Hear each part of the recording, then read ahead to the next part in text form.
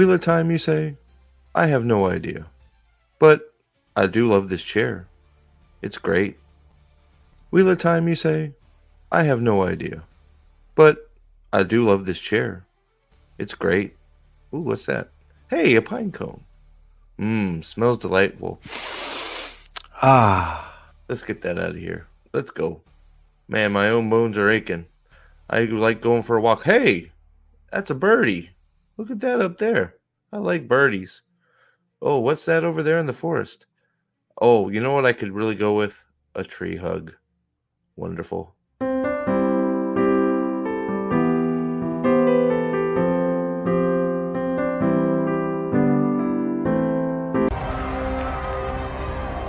Karn. Karn! What's up? What is going on, good people? Good evening. Business has picked up. I don't know what's going on, but like all of a sudden we got business. We got House of the Dragon. We got Acolyte. Everything is pooping shit everywhere. I already cursed. I guess what's new, right? I mean, that's why you're here, right? To get all the cursing and the chaos. This is the chaos stream, right? That's what I should just name it, the chaos stream. But hey, Articus is here. What up? Last few days been popping off of streams. How about that? I don't even want to hear that. Is like, oh, what the cringiest moments ever on television is the Acolyte. Like, I haven't really got to talk about the Acolyte that much. I need to start popping out some reviews for it. But yeah, holy crap. Let's see here. Oh, I forgot to do something. There you go. Okay, so LaRon, Will, good to see you. Alex, Galfly, Jaden, hello, good to see you, my friend. Gadfly, good to see you. Bell Morandid, John, good to see you. LaRon, Luigi, Shatterharan, Dane. I did it give you super AIDS though, Dane? Just AIDS or super AIDS? Because if you escaped without the super AIDS, you may be one of the lucky few. Because, oh boy. Staplebo, what's up? Remember again, Staplebo, good to see you. Toviande Tovius again is here. What's up, brother? Horse AIDS. Wow. So I'm assuming your stream didn't go too well last night. I was at work. I didn't get to tune in for any of Caladair, good to see you. I didn't get to tune in for any of the. Did you watch all of it, Dane, or just a few episodes? Like, what part of the El Acolyte did you watch? Because, well, I guess it doesn't really matter. Disney blocked you. Well, you know, that's just sort of. You watched all three. Oof. Oh man. Oof. Like I don't. Yeah. Oof. Oh god. I'm actually like stunned. Stunned into submission.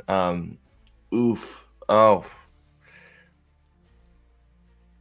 Oh. Oof. Yeah, I've lost all my words thinking about watching all three episodes of The Acolyte at once because, oof. I don't know, John. I got to. The coffers need to be reloaded before I can. I can do a flicker emote. I just need. I guess I need a very good idea that's not going to send everybody into convulsions. But I could probably pull something if I think about the scene and put a scene together. I could probably put it together, but there's a few intro type things I'd like to get done. One involves a certain Terran Grawl that we'll never see in the show. One of them is for Stormlight because I plan on doing some more Cosmere stuff on the channel. So it'd be nice to have different intros for different when I'm talking about different things like that. Or Sanderson stuff, like a Sanderson type intro for sure. But yeah, I'm open. You want a Flickr? Oh, emote. What's the idea for some reason I thought you said Flickr intro. What do we have an idea for a Flickr emote? Because usually the it 4 letters work best for the emotes, and then I just need an image, so we can make that happen. I can make that happen pretty quick if we have a good idea for what we want to make it. So I just gotta and then it's about just funding it. So I need to I need to eat more mayo to get a Flickr emote. I don't know if my soul can take more mayo, guys. I would for you guys, but the mayo is tough. That show is what Semreg shows people. Yes. Yes. I think that's probably about right. Probably about right. Yeah. It should count as human torture. 100%. It's bad.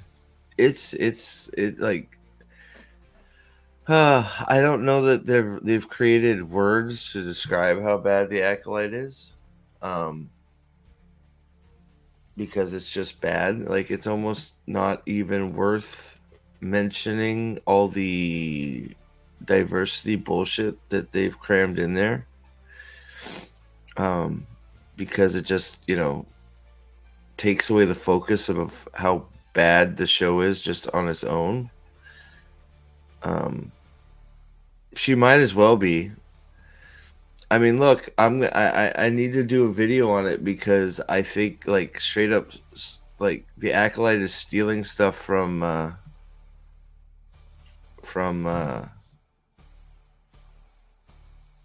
I'm sounding off. And I was yelling all day at work because people are stupid. I'll drink some water. That should help. Sorry. Um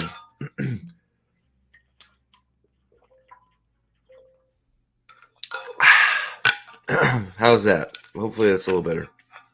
I also did just record my House of the Dragon uh, episode 1 review, so that is currently finishing editing. So I will put that up tomorrow at some point. So that will probably be up around noonish, maybe. So that'll be there for everybody to check out if you want. So, but let's see here. Yeah, I don't know. The Acolyte is just so like. Is there another? Is it tonight? Tuesdays. Acolyte is Acolyte Tuesdays or Wednesdays or Thursdays? I keep getting it all mixed up. I don't know. I don't know. It's one of those things like it's when it turns back into being about entertainment and making money. That's when she'll go. Tuesdays. Okay. Thanks, Will. I forgot. Um, but it's not about that. It's like it's just about political bullshit at this point. So when it turns into actually being about making a good show, um, she'll go or she'll retire and then they'll hire somebody, right? It could be dirt too. There is definitely that is out there, right? But I don't know. I think she's just ingrained in there at this point. So there's anybody that thinks she's going anywhere at this point, unless she just decides she wants to retire, is unfortunately just fooling themselves. But it's one of those things. Yeah, I just sort of you just sort of Star Wars is done. I mean, if this like it's amazing. It is quite amazing that the amount of people that are covering the Acolyte because it's bad. Like it's sort of brought together Star Wars fans again because it's so horrible. Like, I think it was I think I saw something from it was Star Wars Theory posted something saying basically that he was amazed that the Star Wars fandom is sort of holding together strong. Like like people are defending each other, and it's because the Acolyte is terrible. I mean, it's like, I don't know, man. Two more baby Jesuses, and you know it's one of those things. It's like, so I've been trying to watch some of the coverage, EFAP and heel versus baby face mostly, like, but it's like, so okay. So for those of you who've seen the Acolyte, okay, episode 3, fucking obviously tragic. I don't know when we started doing to do for like. Oh, force, right? Like, when did we start doing that? I don't know when this started happening, to do force blocks, force blocking, force pushing. It's more powerful if I do the avatar moves. Right? Like, when did that happen? Like, so it's like the moment she started doing this stuff, I'm like, dude, you know who she looks like? I'm going to show you who she looks like. You guys all know. If you guys don't know, you guys should become a member, and then you can know, because you'll be in the know. I'm kidding. All right. I'm going to show you who she looks like, because y'all know. Hey, Salty, what's up, brother? What up, brother? Boobies. That was plagiarism. I'm sorry. I stole that from Az. Trip is Dragon Sworn. How dare you not already be betrayer? No, I'm kidding. Hold on, let me find it, and then I will thank Trip in a way befitting her station as a delicate flower that we all know that she is, right? All right, so you know what the main weirdo in Acolyte reminds me of is. I will bring it up for you, and you guys, I'm sure, will be shocked, but it makes me think of this.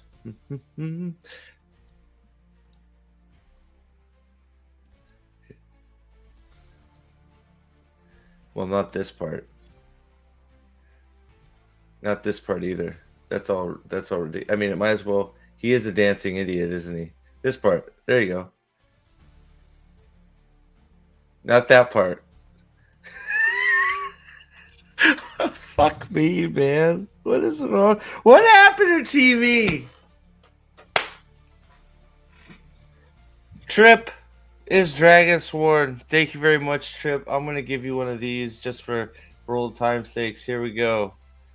Thank you for becoming Dragon Sword once more. Thank you, Trip. Very, very much. And I did think about what you said, and I think once my schedule calms down, what? Yeah, I'm fucking with it. I do think fitting in some stuff about some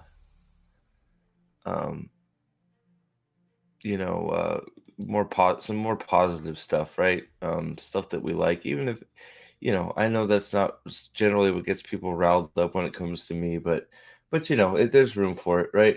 So yeah, so especially this move right here, that made me think of it. We had all the interpretive dance, and also remember, I probably don't have to bring it up, but the move I like to call Omega Hula Hoop, from season 1, episode 1, when Moraine busts out the Omega Hula Hoop move, right? She's just like, and then she blows up a house. that people, live in, and people drink and have a merry time in, right? So let's see, thread pushing, Steve. They're pushing the thread. What are they pushing the thread through? Their anuses?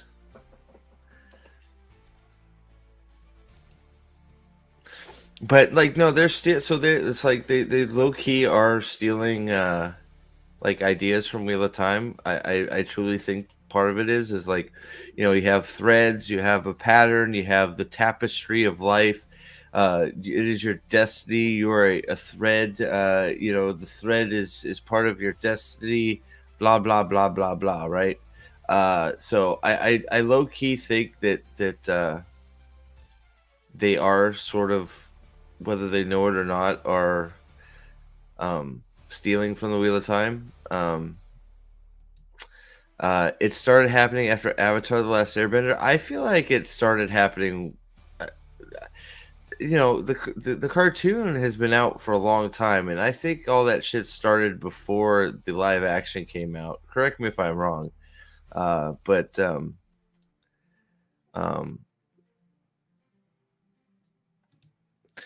that's the one thing that I'm thankful for, is the fires have been putting out in my life have made me oblivious to the Acolyte. Well, I'm sorry. I'm glad the fires are going out. And I'm also glad you haven't been subjected to the Acolyte, because it's a shit burger, like a giant shit burger. Yeah, so episode 1 is basically the Matrix, right? I mean, like, literally, like, when you see Trinity running, like, the fact that everybody calls Carrie-Anne Moss's character Trinity should speaks volumes, right? But she runs up the stairs like they're in the Matrix, and it's like, it's definitely like stealing from, they steal bits and pieces from all kinds of things around them, right? I mean, you have the Matrix, then you have the the scene at the end of the cave that's stolen from the the fugitive, right? It's just,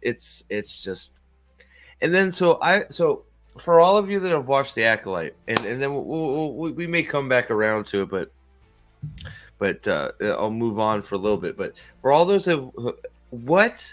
So the one person that I have been focusing on is Padawan dumbass number 2.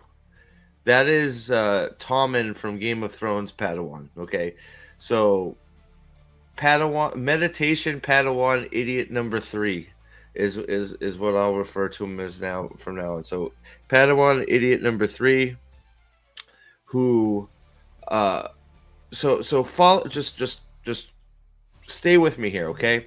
So they go to a witch coven planet that is not Night Sisters, they're just different witches, okay?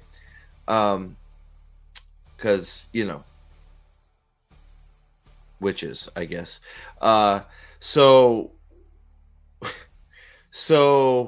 man, it's so bad it's making my brain melt. Like, holy shit. Hold on a sec. I'm going to gather my thoughts. Enjoy this for a second.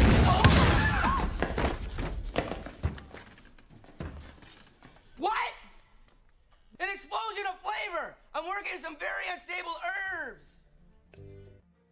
Unstable herbs. Absolutely. So, idiot Padawan number 3.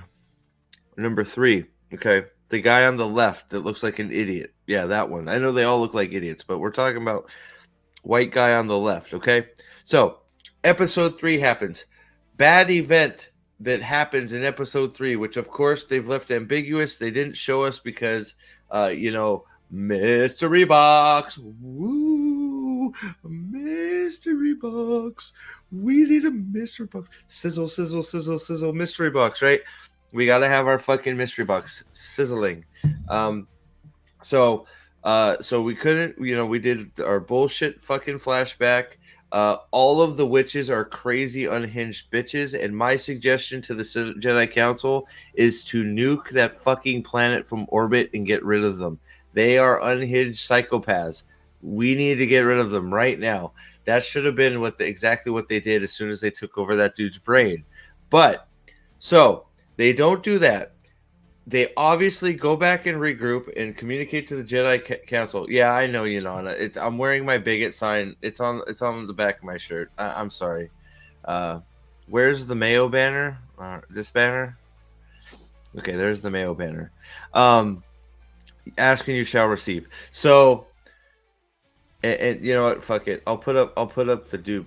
I'm trying to get the Duke up, but like Teespring is telling me that the word dollop is is copyrighted. So she's gonna change it to DOLLUP, and we'll see if it'll let us put it on Teespring because the Duke of Dollop is amazing.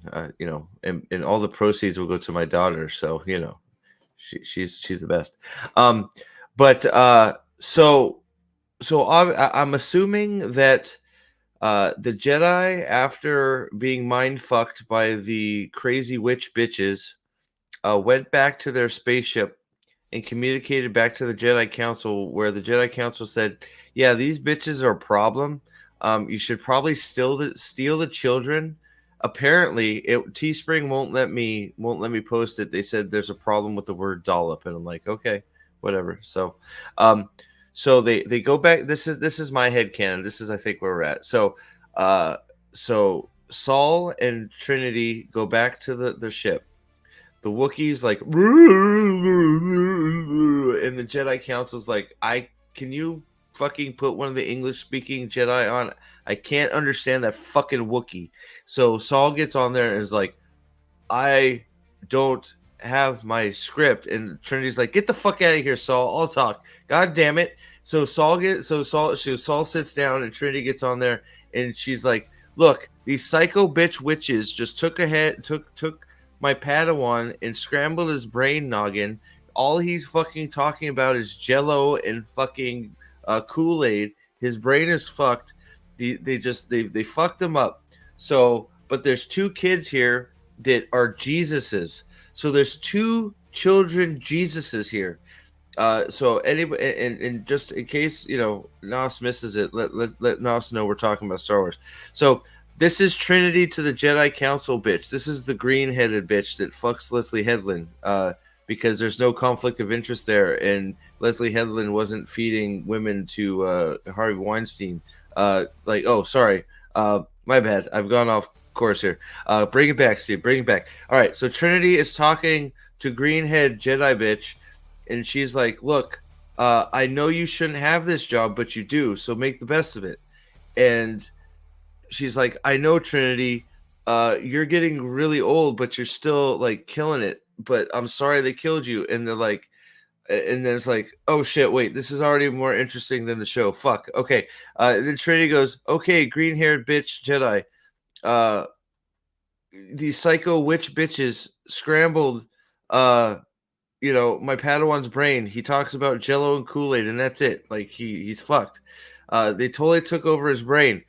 It's not okay. What should we do? And the Jedi bitch goes, well, are they all women? And she's like, yes. And she's like, did they look at my wife weird? And she's like, yes. And she's like, kill those bitches right fucking now. And Trinity's like, yes, I love this idea. So Trinity's like, all right, let's go. And then she's like, and then she goes back to the green bitch, and the Wookiee's already, he's like,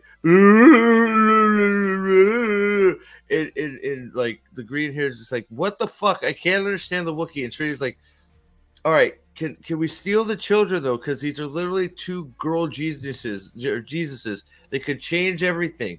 And green Jedi bitch is like, fine, whatever, just kill the other bitches because they looked at my wife wrong. And they're like, all right, noted. And Saul's over there like, I still don't know English. Do you have my next lines? And they're like, just shut up and follow me, Saul. And then they're like, where did the rest of the Jedi go? And they're like, nobody gives a fuck. And they're like, all right. And then Trinity's like, let's go kill some bitches. And they're like, yay. And they go and they fuck it. And then they can't believe when they get there that the psycho other girl, Jesus, has burned like the whole place down. And they're like, what the fuck is going on here? And all the psycho witches come out to try and run away. And they're like, oh shit, this shit's too easy. And Trinity just does like one of them forced like boomerang things with with her fucking lightsaber, and it just kills them all at once, and then and then they leave. Now, I want to know what in that makes it so bad that stupid Padawan number 3. What was so bad that happened? Okay, what was so atrocious? So that he couldn't live with it. That what he did. Okay, so stupid Jedi Padawan number 3. Okay, it was what they did was so bad. Okay, that he decides that he is going to continue with his Jedi training for years and years and years until he becomes a Jedi Master. Then, after he spends all that time honing his skills in the Force and becoming a Jedi fucking Master, he decides, holy shit, Ozzy, what?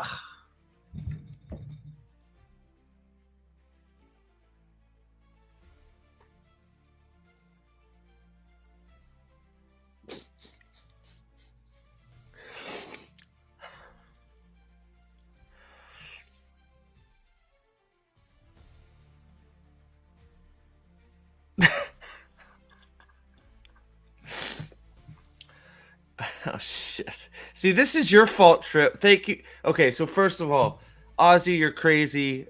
Ozzy for $100. It better be a big gummy, and you still owe me a bonus packet. Okay. So I will definitely just because I owe you, I'll do it tonight. I need to work up the courage. I'll make sure I do that. Uh and I guess I guess I gotta buy the fucking mold for the gummy bear. I'm gonna have to watch the damn video. So Trip, I blame you. Ozzy, uh, thank you for the $100.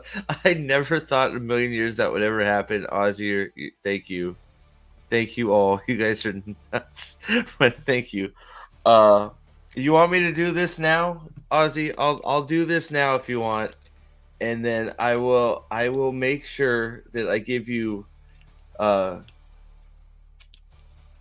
I will make sure that I give you a heads up when the mayo eating has commenced, when I'm ready. Okay. It's because I own stock in mayonnaise. All right.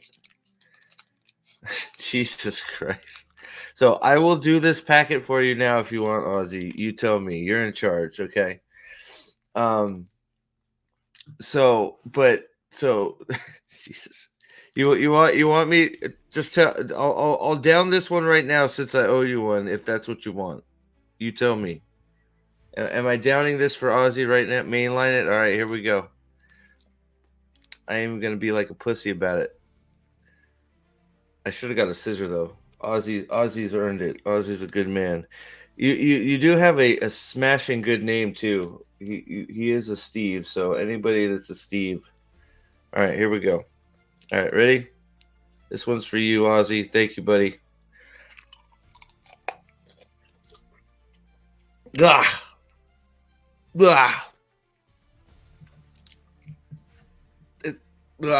Okay, it's empty. Ah.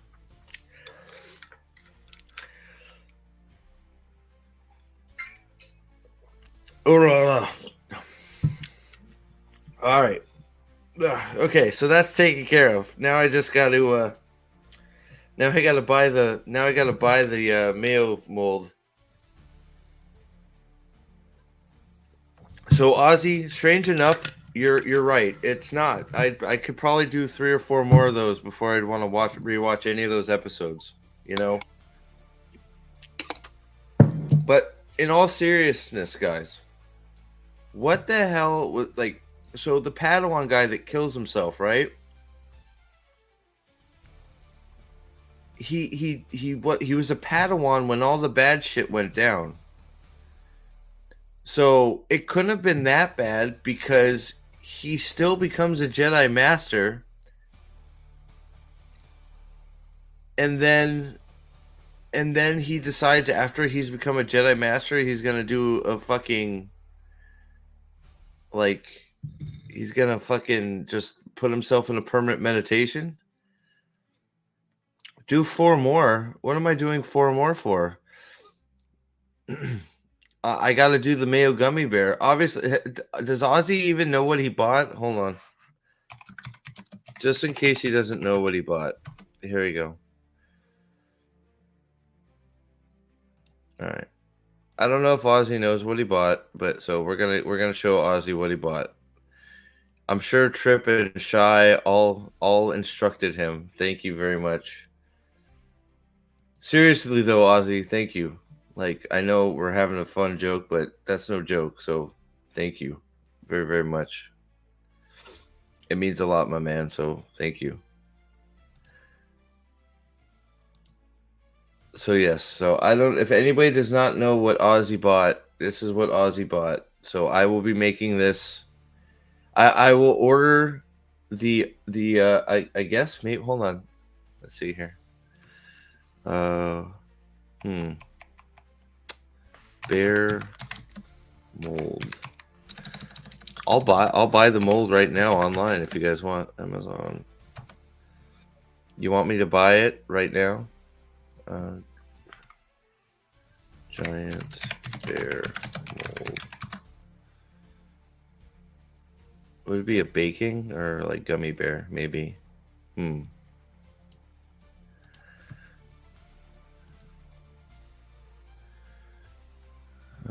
Let's see here.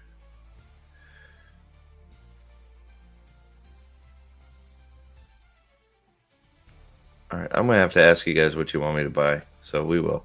But so this is the thing. This is what Ozzy bought. Here we go. So I will eat this live on an upcoming stream.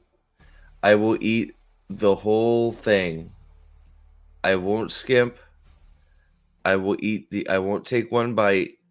I promise you. I will eat the whole thing. Okay? In one shot. Okay? I promise. Like that it's the man paid $100. How could I not, right? So well there's here. This is so let me there's a few of them up here. So like I was thinking about this red one right here.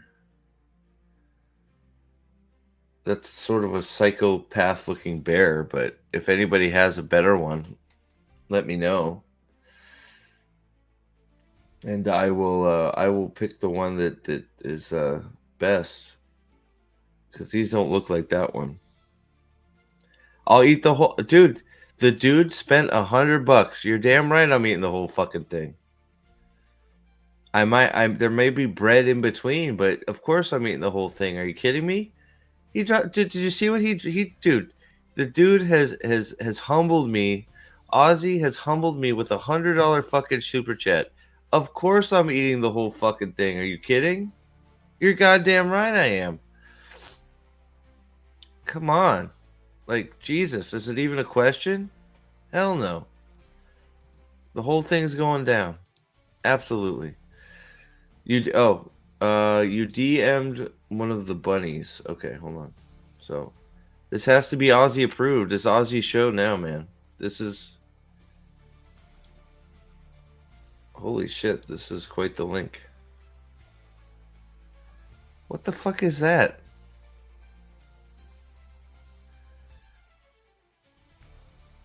Oh, it's a cake one. It's a rabbit. If Ozzy gives it the I may end up just going over to Michael's and getting it. Like, I'm sure they have something. Like, I don't know. That looks like a lot more. I mean, I can, I bow to aspiring Mayo bunny maker. So this is what you want me to do, the bunny? I can paint the faces on too.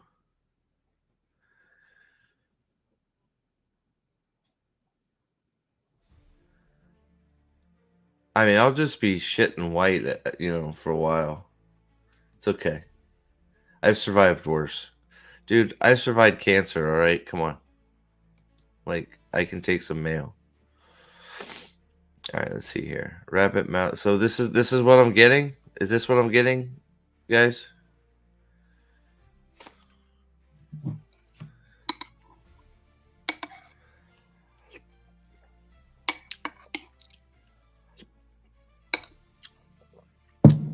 Mayo bunny with a mustard bunny chaser. Holy shit. That make man. That's holy crap. All right. So let's see. There's certain styles here. Let's see here. Small. What size is small? Like I don't see now this shit's got complicated. Which ones? So I'm assuming those are the small ones. $15 for a large bunny. Is that the large bunny? That's not very big.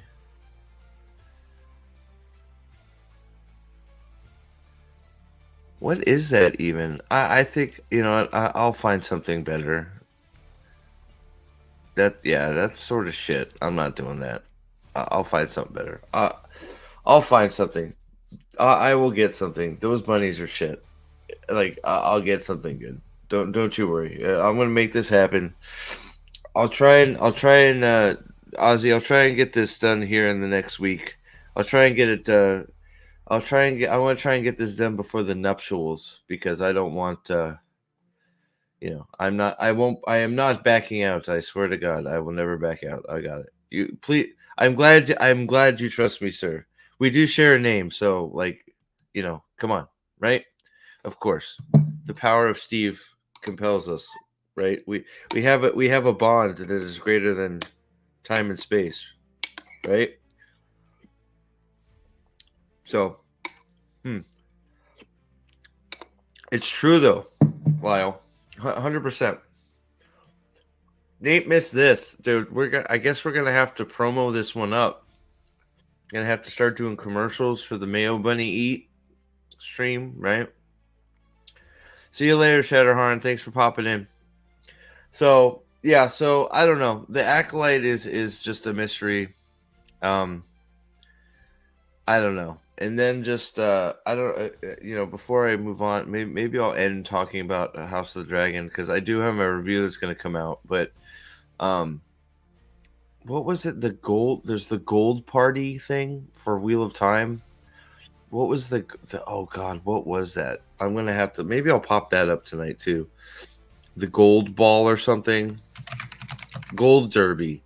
That's it. Gold Derby.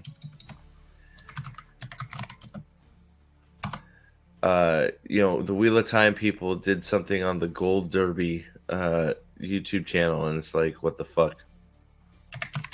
So I might have to look because I remember going to it, and like I just skipped to a part, and it was Rafe saying something really fucking stupid, but like I mean that's his, you know, that is his normal state of being, is saying stupid shit. So I guess like, you know, I guess that's nothing new. There it is. Okay.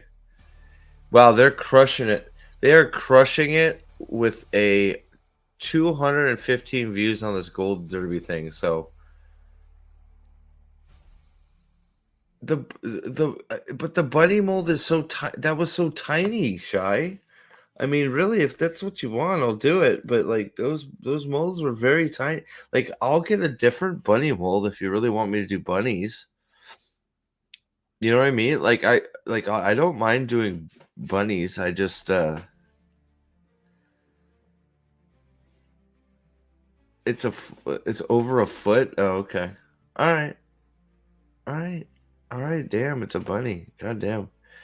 Yeah, that's what I was just gonna look for a Jello mold. Like, I will do a bunny. Like Jesus Christ. Like you got like where are you finding these things? Jesus, these Sophie and Toffee. All right, I will get I will do the bunny one. Okay. I will make sure I get a bunny. Okay. This 4th of July, the bad taste brawl, the gelatinous beatdown, the Mayo mold versus the Steve Tremendous on pay-per-view. Okay, there we go. Hell yeah, the showdown that will end in violent poopies. But yeah, we're gonna do it. Thanks, Shy. So thank you. I will definitely. I will get the. I will get a bunny Jello mold. I think it shouldn't be that big a deal. So I'll make sure I get it. I will. I will link what I get on my Discord, so we have a record of. We have a record um of all of this. I guess I'll record myself making the actual bunny as well, and we'll go from there. How's that sound? So, yep. So there we go. So thank you very much. But yeah. So moving on from the shit-tastic acolyte. So the acolyte can't make heads or tail. Wait, what the hell is this?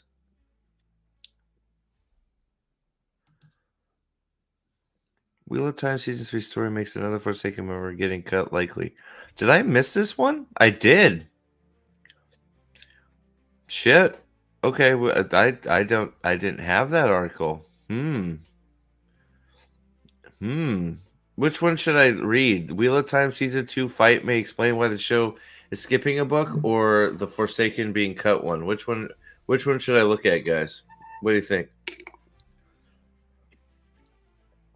What do you guys think? I will do whatever you guys say.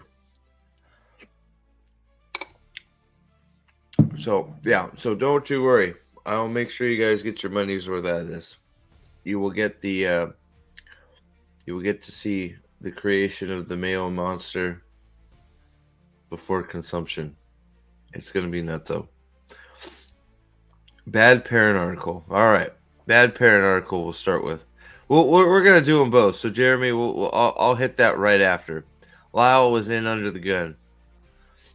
All right. So, we won't take forever on it. Wheel of Time Season 2 fight may explain why the show is skipping a book. Well, that would be great. It would be nice if they explained something. So, it looks like these are by the same guy. So, all right. Look at this. At least he didn't respond to himself this time, huh? That's nice. I am going to, though, take the Mayo banner down for now. If you want me to put the Mayo banner back up, I shall. But for now, we'll put the Dragon Sworn banner back up. Thank you. All right, here we go. So, the final fight in Wheel of Time Season 2 may lead to skipping the Dragon Reborn in Season 3. No fucking shit. The show's adaptation of the Shadow Rising raises questions about the fate of Book 3. Rand's decision to lean on his friends might explain the shift in focus towards the Shadow Rising. All right, so this I think this is the shit that pissed me off about this article, because there's another one too that says some stupid shit, but this one, where was it? I think here it is. It's been confirmed that Wheel of Time Season 3 will be a live action retelling of the Shadow Rising. Bullshit. It's not going to retell anything.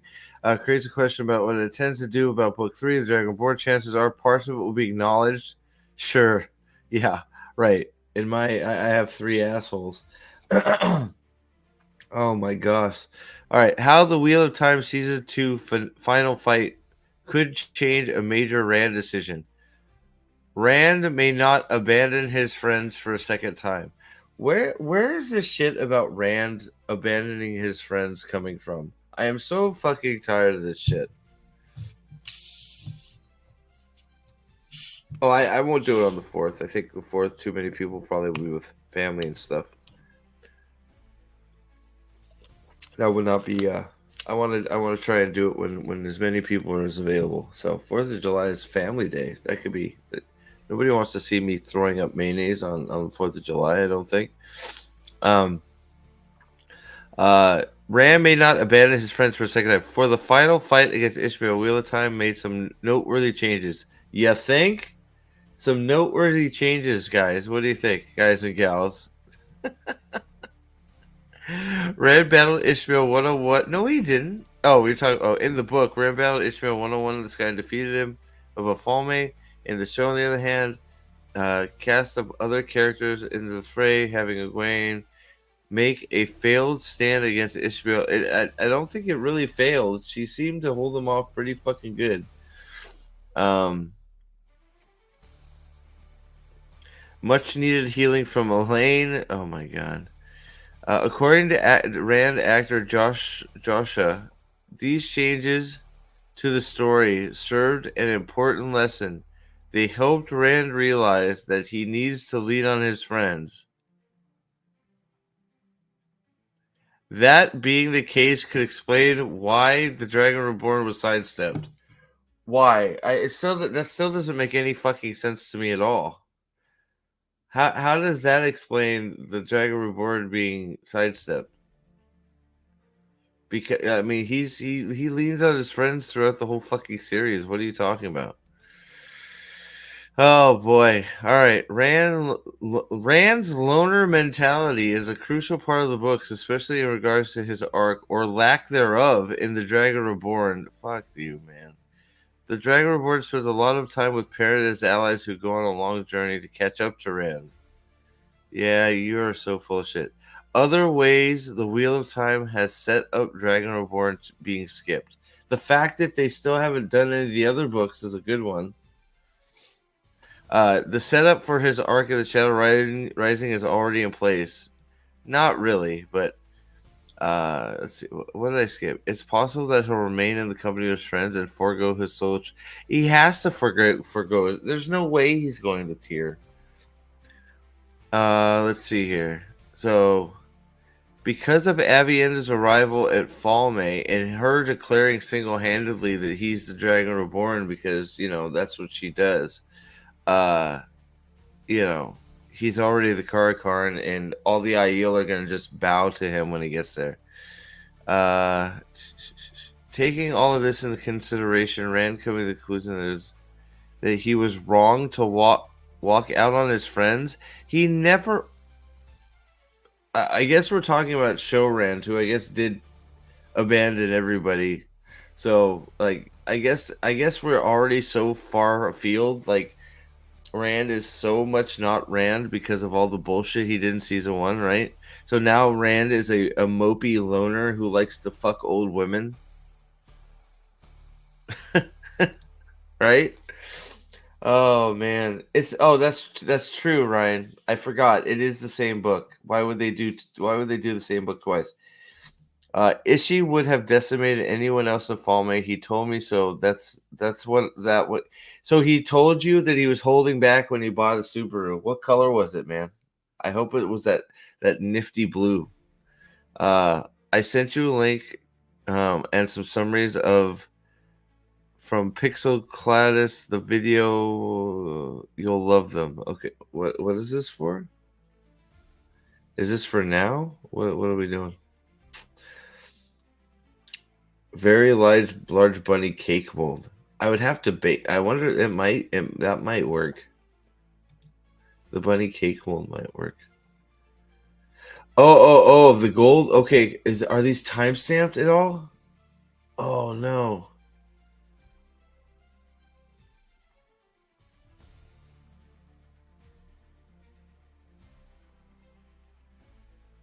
You have?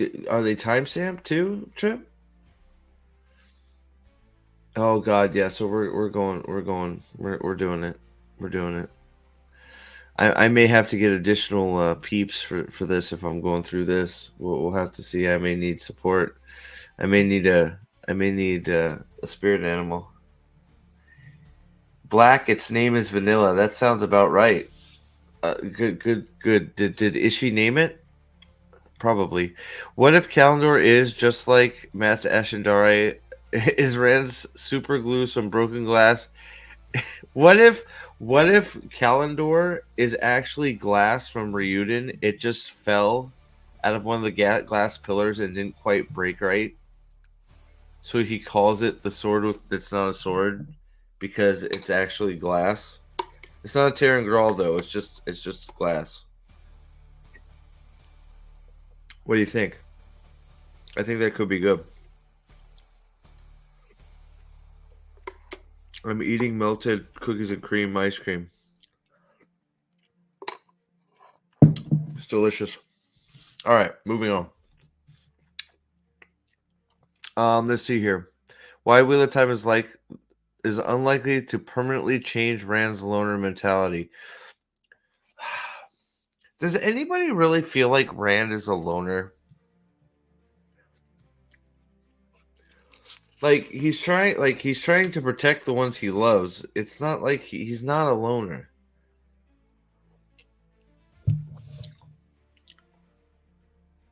He has a long history of ignoring the advice of his allies to do what he thinks is best, even if it means going it alone. Were Rand to move away from this tendency in the show, several of his stories from the books will be altered significantly or removed altogether. That hasn't stopped you from changing anything anyways, so why would that stop you now? For the sake of accuracy to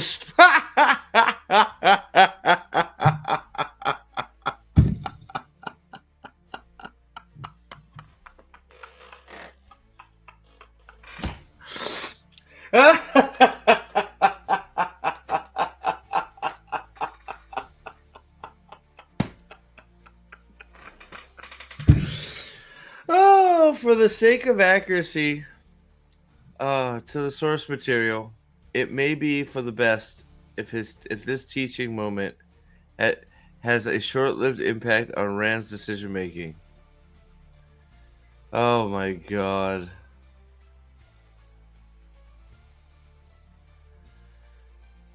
What a bunch of bullshit. This will be good. And then we'll look at the gold derby here in a minute. Yeah, that's why it's funny, because we have done nothing for the sake of accuracy. Zero. Nothing. Nada. He gets isolated by his mental health, not by being a loner. He can't stomach people who cares about dying. Exactly. So he tries to separate himself from them to protect them. Exactly. But he's a loner, guys. He's a loner. Wheel of Time Season 3 story makes another Forsaken member getting cut more likely. Which Forsaken member do we think is going to be? Which Forsaken? What Forsaken are we referring to here? Wheel of Time Season 3 story makes another member getting cut more likely. Do we think they're going to do Bilal?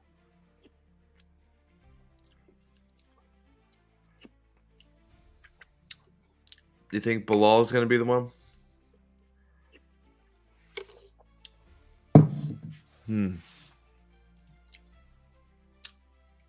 Yeah.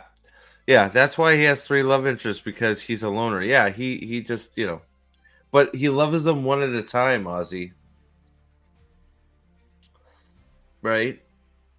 Bilal, you think it's going to be Bilal? We'll see. I think it might be Bilal, because so if you can tell, all the articles get clumped together and they all follow like a certain like theme. Like, this guy tends to theme his stuff together. He beats one fucking idea into a pulp. So like, since he's been this guy the same author's been talking about how we're skipping the Dragon Reborn, it would make sense for him to say that Bilal is going to get skipped. So I'm betting on Bilal. So evidence suggests the Wheel of Time series has cut some Forsaken characters from the show, shaping the narrative differently. No shit. There it is, Bilal. Possible exclusion of Bilal from season 3 aligns with book adaptation choices, reducing the odds of his appearance in the show. Bilal may be one of the easiest Forsaken characters to omit, as his early death limited impact and character development. So that, if we're being honest, that is actually true. Bilal is one of the easier guys to cut. He's also one of the easier guys to, uh, bring in and show Rand, the strength of Rand by eliminating him very quickly, right? So you're just choosing to omit him rather than use him as a tool to show that Rand is leveling up. So you're wrong, but you're wrong, and you're of course once again wrong in the way you've done it. So the Wheel of Time season 3's plan means Bilal likely won't appear. Well, yeah, since we're eliminating a whole book, it seems likely that he won't appear. I love how every time they refer to Forsaken, we get a shot of this stupid looking fucking chess set. This chess set has got more screen time than fucking half of the actors. It's fucking nutso. Oh. 10 biggest characters missing from Bad Boys Ride or Die. Well, fuck me sideways. Oh, sorry. My bad. My bad. Moraine's first epic power moment. Cut. Oh, yeah, of course. Of course. Which is surprise. That is sort of surprised because it is a epic moment for Moraine, who, you know, when you have an actress like Rosamund Pike, you can't waste her. Okay, you can't waste her. You have to do everything you can to get her on screen as much as possible. So we are going to make a character called, um, let's see, Belle Damondred, and that way we're going to streamline the storyline, and we're going to put Damondred together with Bilal and Tame. So it's going to be Tame Melandred, and she's just going to randomly kill him in a fit of rage, so she can show that she is the best. And she will also have discovered, like, you know, since Balefire is sort of like tying off weaves. So we're going to have it, since Moraine is under such incredible stress, and we know that she does the interpretive dance the best, that she is going to try a new dance maneuver, and she's going to trip and fall and hit her head on a rock. And when she gets up, she's going to trip and hit the back of her head on a rock, and she's going to get two giant fucking huge nuggets on her head, and she's going to look like a space alien. And this is going to cause her brain to grow into the two big giant cavities that she created, and that's how she's going to create the first ever Balefire weave and kill what was it? Tamerlan Durindin. Yeah. Yeah. That's it. Okay. I don't expect to see Bilal because I haven't seen any Forsaken yet. We all know why Wheel of Time show doesn't need Bilal. Yeah, just like it doesn't need anything else. I wonder, so do you think their reasoning for saying they don't need Bilal is the same reasoning for us saying they don't really need Bilal? Considering the show already looks set to write out 5 members of Forsaken, it's not hard to imagine Bilal being removed from the story.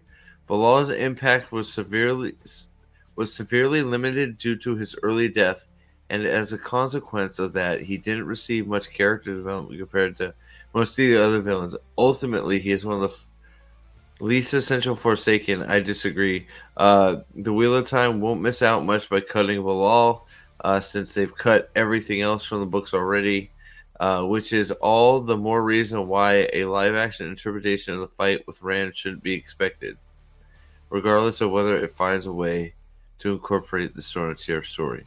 So you're saying, so they're saying even if they do the Stone of Tear, still don't do Bilal. I find that to be incredibly stupid. Like if you're gonna do the stone, why wouldn't you do Bilal? Oh boy. Mm. Yep. Yep. Yep. Man, it would have been nice. They could have, like, yeah, Tar Valon 2. Absolutely. This was the other article I found. I don't know if it's worth it, but we're gonna look at the Gold Derby though. So, the Wheel of Time must walk a fine line when adapting the books into 8 seasons. Somebody still thinks they're gonna do 8 seasons. Confirmed that it's hoping to run 8 seasons. Adapting the book isn't a straightforward task. Yes, it is. You've just chosen not to. Piece of shit.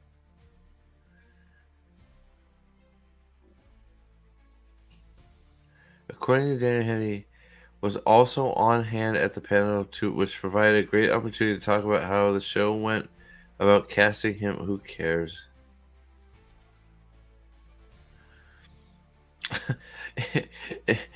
The character Daniel plays in the book is this very stoic, real warrior, someone who's incredibly loyal and not only to his Aes Sedai, but also the cause that they're on.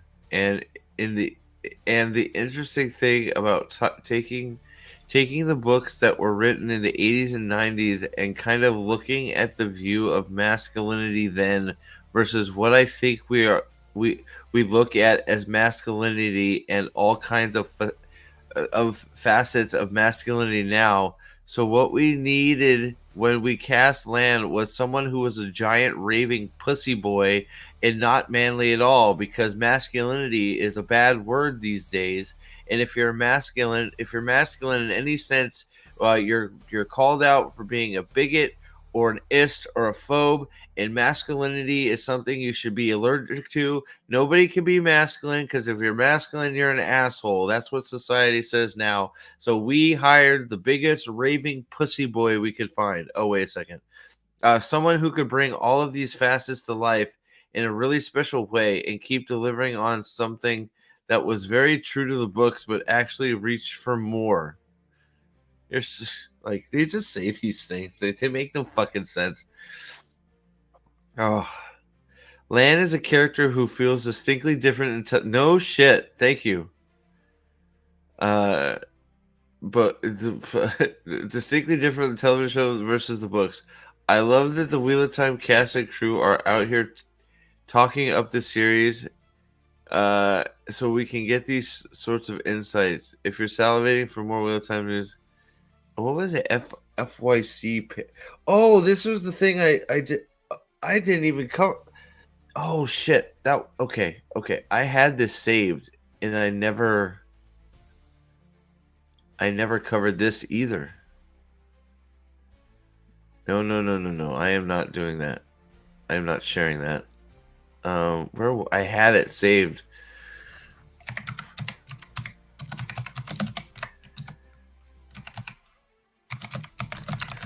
You know what? Narg had sent that to me, actually. There it is. Pause, bitch. Pause. All right, so let's hear what she has to say real quick. Are you guys all ready for this? Are you ready for this? Do.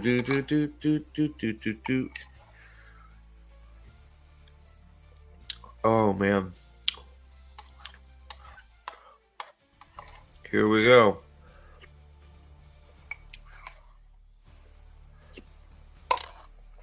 All right.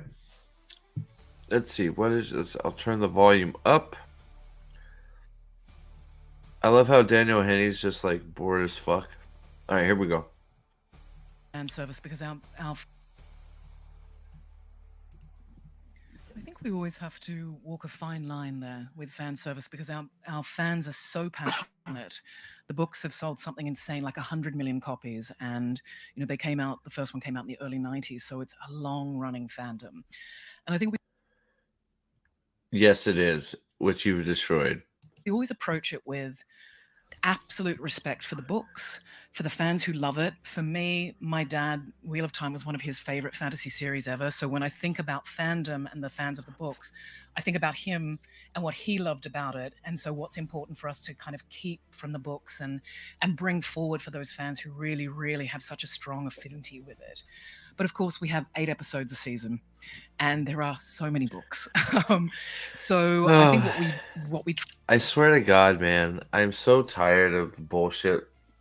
I am so tired of the bullshit lying and bullshit faking of that they actually respect the source material on any freaking facet at all. I mean, it's just like, I am so tired of the just it's just all nonsense. Like they don't care. I mean, they don't give a shit. They keep. It's just so aggravating. Try to do is pull the best bits of story forward that we can. What is the most interesting character journey?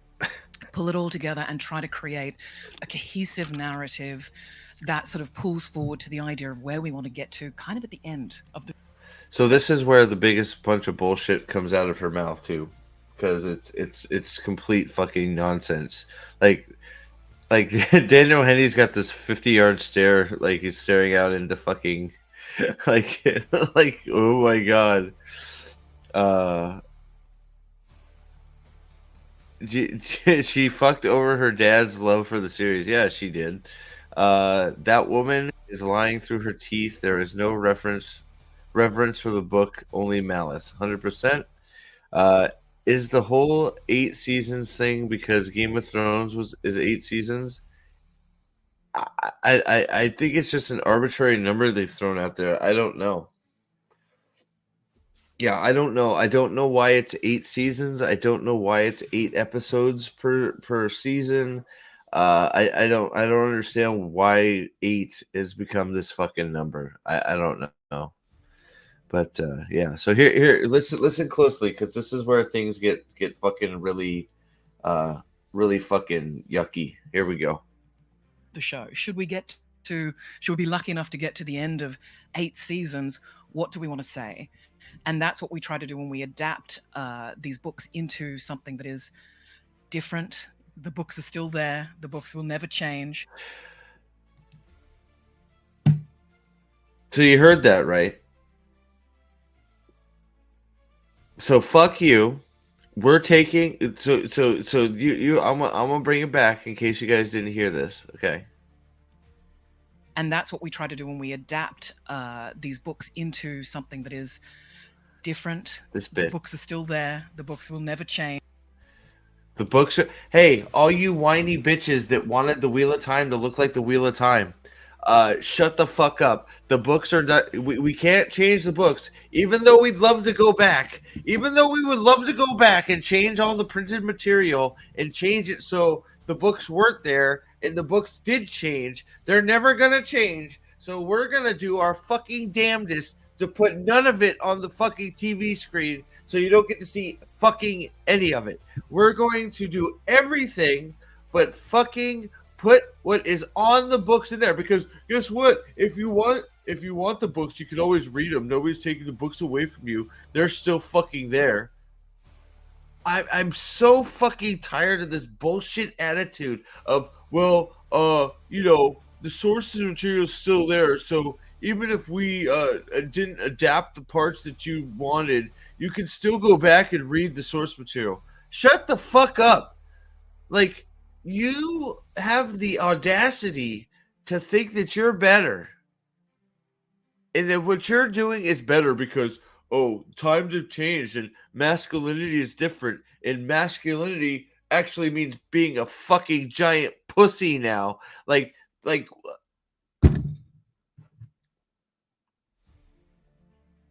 it's fucking, it's infuriating.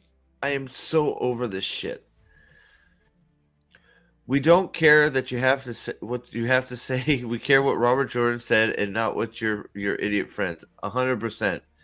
Oh no, Steve. If you want the books, you can listen to Pike's audio. Yeah, exactly. Right. Exactly. There you go. Same argument used for Star Wars and Lord of the Rings and Star Trek and Halo. It's the same argument. Exactly right. It's the same argument that's being used for everything. Is look, you've had your turn. We're now making it for another generation. So the generation has changed. So we're now making it so it fits the newer generation. It's like, well, why does the new generation still love it if it changed so much? Oh, don't worry about that. We're making it better because we know what this generation of fucking people want. So, they can't like this because they don't like their fucking masculine men to have penises. They want them to have fucking two assholes and a fucking nose ring.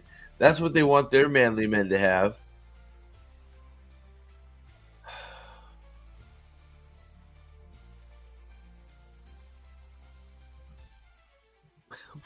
You said shut the fuck up as my sister asked for a massage loud and clear. Okay. But that's not even the worst part of this. Like, here we go. Adapt these books into something that is different. The books are still there. The books will never change. But we're kind of doing, I love the fans call it another turn of the wheel.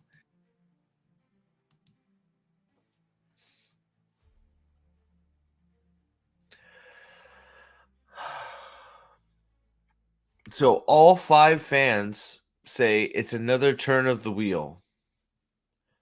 This is another way of saying that we are not writing Wheel of Time. Right?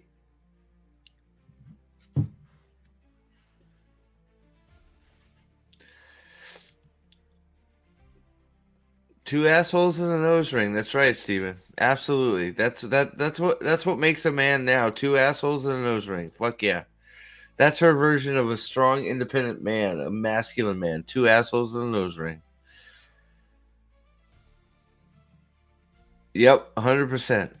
So, and I love how the fans call it a new turning of the wheel. Books will never change, but we're kind of doing. I love the fans call it another turn of the wheel, and that's what we're creating. And so, absolute respect, but an understanding that in order to adapt something, you have to change.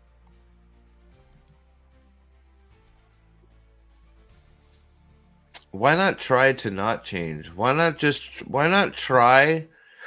Why not try to do the thing? Like, we keep having to say this shit over and over again about all kinds of fucking things. How about just give it a try? Just try adapting it as close as you can to the screen. Just try, because you're not even like, that's what you know. It's straight up admitting we are not doing the Wheel of Time.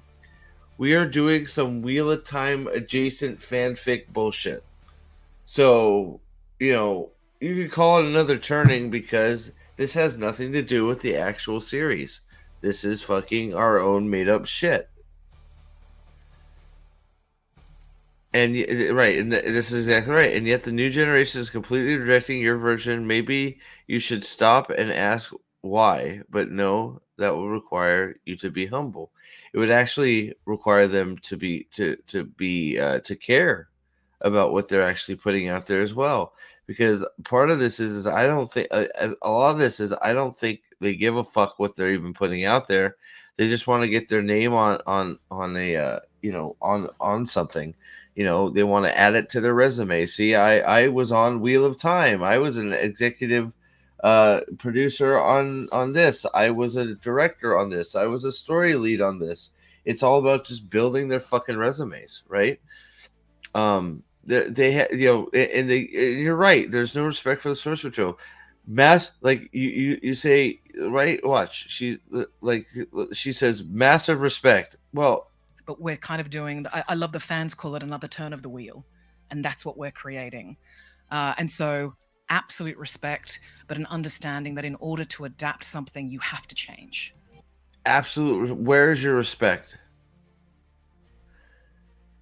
Where is the respect? What's up, Michael? Good to see you, buddy. Yeah, I'll get on the Flickr emote. Apparently, I need it. We'll figure it out. But yeah, you say this because the fans want that, but you don't respect the source material at all. You can see it in the finished product. Somehow Hollywood adapted Agatha Christie's books close to the source material. Well, yeah, how about that shit, right? Like, it happens every once in a while. Like these diamonds in the these shows that pop up that's like, wow, why is this so good? And it's like, oh well, and then you find out, well, it stayed pretty close to the source material. It had to make some changes just for this, that, and the other, but all in all, it's pretty close to the source. It's like, well, that explains why it's good and people like it because it's actually staying close to the original story and the original narrative of what the author wanted. Like that's why these things don't work, because the author has an idea, right? And they have all of that in there, and they're putting it on paper, and they're forming a narrative, and it's their story. When you just try and you're not privy to all that, you're just like, oh, I want to pick out bits and pieces. It's an incoherent fucking mess. Yanon says, by the way, the reason for 8 season 8 episode is aesthetic. You're probably right.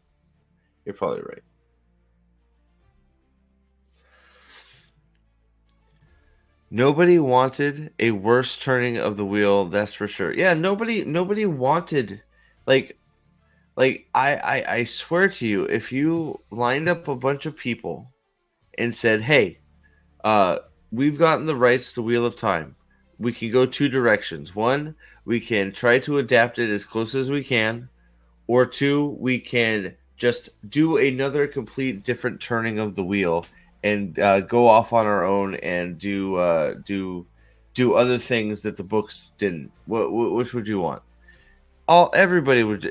I'm even convinced the people that say they like the show would say they'd rather have uh, a more book accurate version because that's the book they fell in love with. I don't know. I fucking can't stand this shit. So that was all of that. So that wasn't even the fucking gold derby. That wasn't even this shit. Hold on, let me find it. That wasn't even this.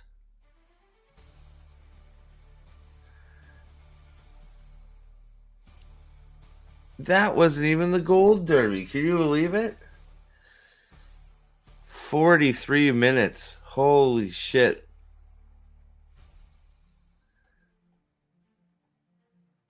I'm turning this down a little bit because we're going to have a lot of talking with that. Should I go through this, guys? What do you think? McCowan, good to see you. Ryan, good to see you. Forsaken, good to see you. I said hi. I think I said hi to Michael Shatterhard's back. What up, buddy? Dane's back as well. Steven, you liked my two asshole comment. I know. Thank you very much. Should I go through this gold derby thing is in a quick fashion? What do you guys think? It looks like Trip has shared some. Did you say you have timestamps for some of this or no? Trip, like you just have he just summarized them in a few places.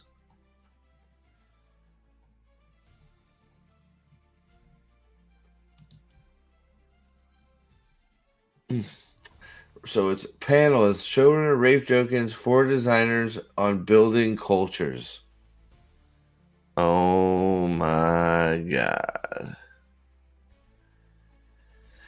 Oh. That so the woman talking that is the was the what is it? God. She's one of the creators of the show, I think, isn't she?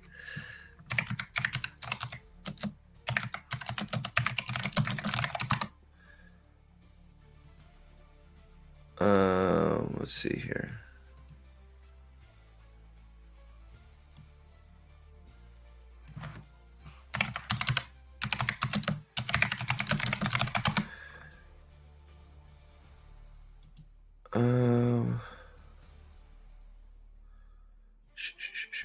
Get out of here.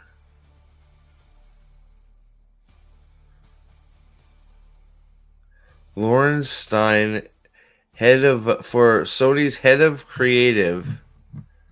So that was the I wait, no, that everything ends and begins with character. I think that any adaptation, whether it's a game or whether it's from, so that's not. Gosh, who was that? Like now it's like I feel like I should know who that was now. I thought I knew who it was, but then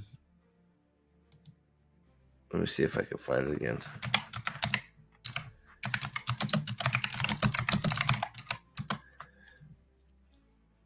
Let's see here. So, all right. So, Justine Gilmer, one of the executive producers. So that's one of the executive producers.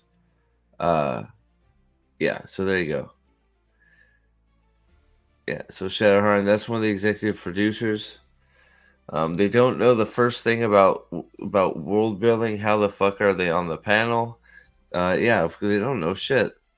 No timestamps. Okay, no problem. What did McCowan have to say? Okay. I get so mad about this gaslighting. Nobody disagrees that some plot lines need to change for it to be on TV format. They're distracting people from the fact They don't like the books at all. And that's 100% true. We've all said it a million different times in a million different ways. We understand and we agree that some stuff needs to be changed and needs to be probably completely removed to make it into a cohesive show. But that's not what you're doing, right? That's not what they're doing. Not at all, right? LaRon says they want to bet with me. They want to bet with me that they will show the Dark One as Trump in the film, that they will portray Louis Theron's. They may, right? Is this the new showrunner after Rafe? Maybe. Who knows? I have no idea. All I know is right now she's an executive producer. Trump is patron now. I mean, she'd probably be, she could block up, I don't know. Like I was gonna say something fucked up, but like, yeah, I don't know. You could put a fucking bucket of shrimp there and tell them to take over after Rafe, and they do a better job, right? Yeah. They always tell us that what we want is a one-to-one adaptation, and I don't know anybody here that said that ever, right? I don't think anybody here ever said that once. Gotta say goodnight to Easton. Sorry, hold on one sec.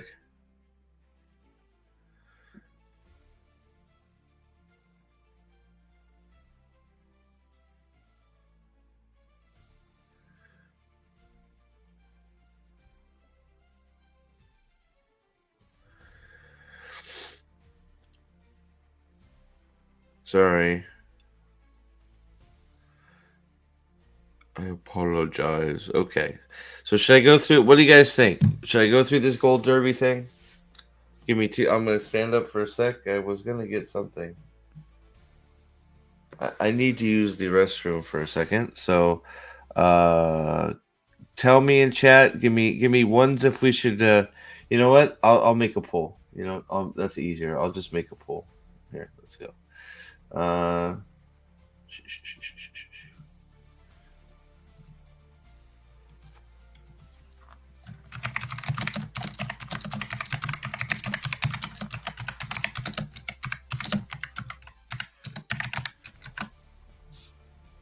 All right, I will be right back. Poll is up. Give me 1 second. Sorry, I know this is weird, but I wonder if I have something I can play that people aren't. No, I don't have anything up like that. So I'm just gonna go to it. I'll be right back. 2 seconds. Talk amongst yourself. Sorry. Be right back. I apologize.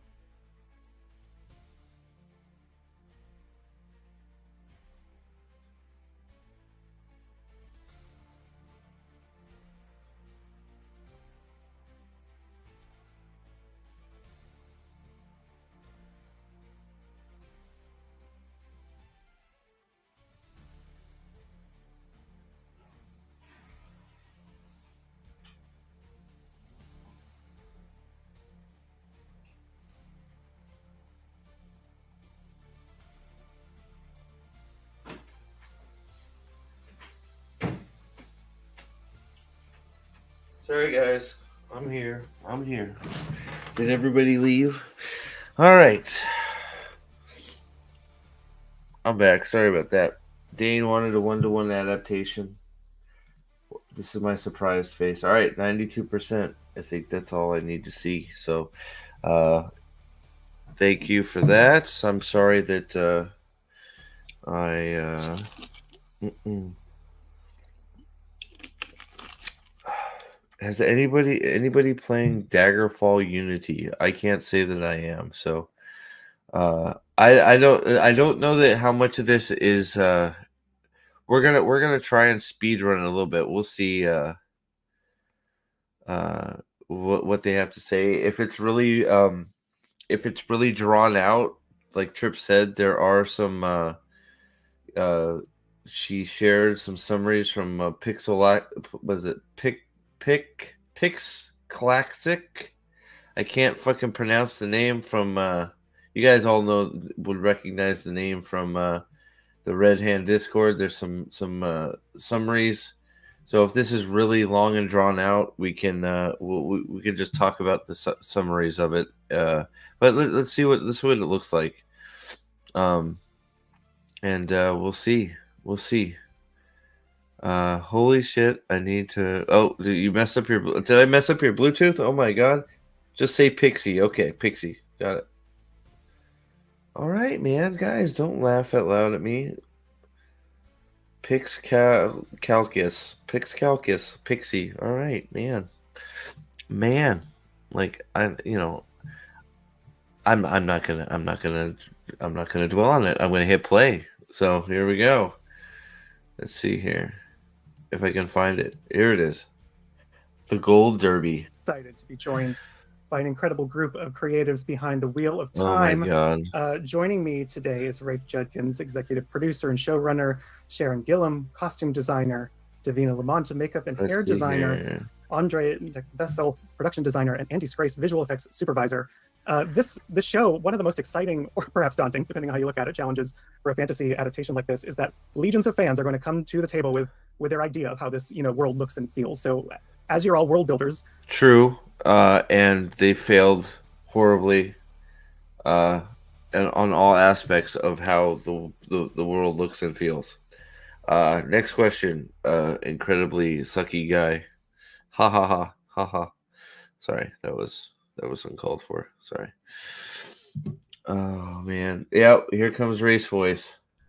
I'm curious what aspects of those original, Robert Jordan books continually give you the most inspiration. Rafe, is there a place or an element of the books that you None of them continually go back to? I mean, I think one of the aspects of the books that's incredible for all of us is just how unbelievably detail-oriented they are. I think anyone who has read The Wheel of Time. Yeah, they're incredibly detail-oriented, and you don't include any of the detail. That's incredible. I will tell you that he is not afraid to dive into extensive detail on the sets, on the costumes, on what people are wearing and what the place looks like. Which also is another mark against them because they're so detailed on everything. That's also stuff that can be cut, right? So if he's giving a very detailed accounting of the tapestries, then that's just lines from the book that you can eliminate through using visual cues. But I'm an asshole. The building of cultures in those books is so important to why people love them and why they have been such, an ongoing hit for such a long time in the book world. And so I think for all of us, that's a really rich read. The building of cultures. Do you really think that? I mean, do you go back to the Wheel of Time because of how they built the IEO culture? Because I really just, I mean, yeah, it's in there, but I don't know that it's like,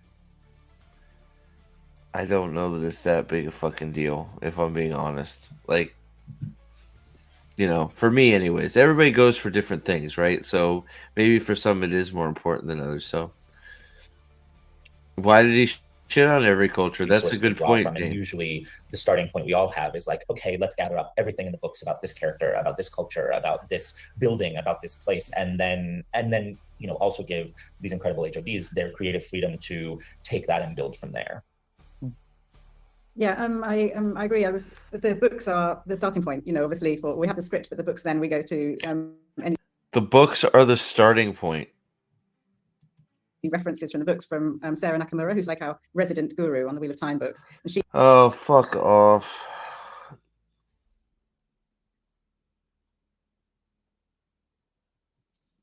Just when you think this bitch is gone, they start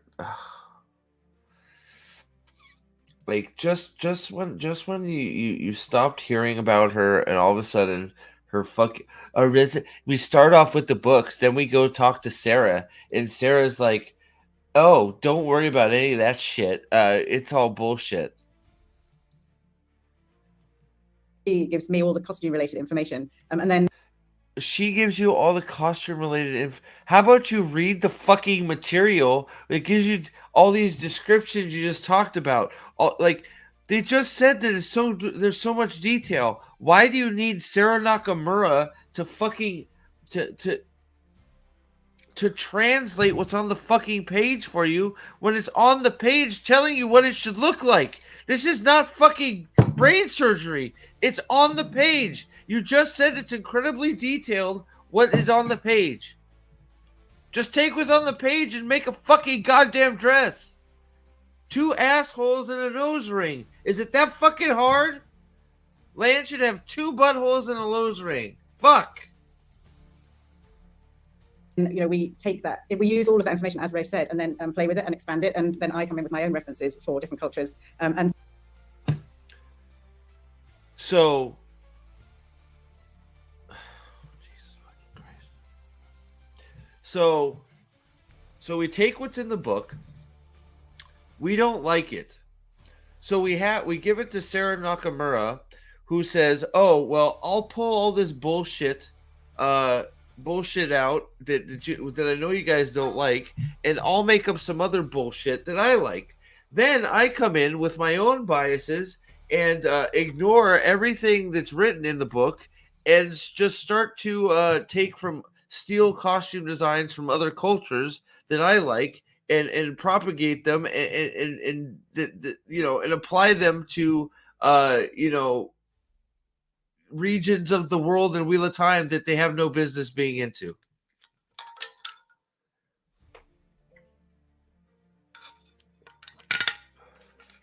I wish they were, Jim. I fucking wish.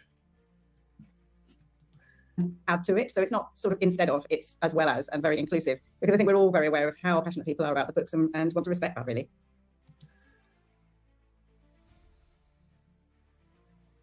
Do we think here's a question for everybody. I'm going to end this poll too, but here's a question for everybody. Do we think they're all just idiots, or do we think that they really actually do want to do we think they want to pay respect to the fans and to the books, or are they just complete idiots and they just can't do it? So are they trying and they're that bad, or are they just ignoring it? I go with just ignoring it. So, that's my own personal bias. 100%. Yeah, and that word. Yeah, Lyle, you're absolutely right. That word was explicitly used for a reason. Both, you think it's both? Probably. It can be both. Gaffa says no, they do not care at all. All they want to do is stamp their own name on something. I think that's true too. Ozzy says, absolutely not paying respect, ignoring, and doing their own woke thing. 100%. 100%. And I think also Sarah Nakamura, she's a huge fan of the book. So we.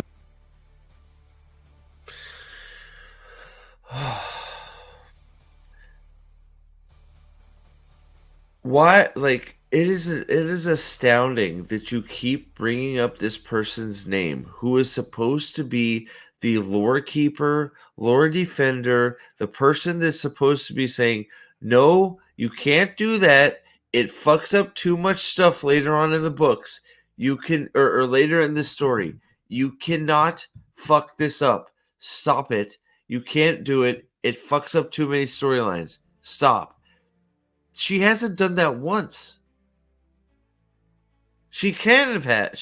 There's no way she could. Is there a way? Yeah, no, they're just she's the scapegoat. Yep, 100%. Yep, absolutely, she's the scapegoat. When we Yep, when we it's do all, give it to her for some information, she kind of gives us a little bit more on what the fans want to see, which I think is really important. And that's exactly like Sharon said. That's exactly what we all want to try and do is their vision and our vision together, and hopefully we pull it off. Yeah, so we were trying to get like the general atmosphere from the books because we're not able to really create the. Oh God, I gotta slow this guy down because he just says that we're gonna trying to create the general atmosphere through the books because we're not able to. He's about to say some bullshit. Atmosphere from the books because we're not able to really create the world as per the books, and we're not. Is there fucking closed captioning for this?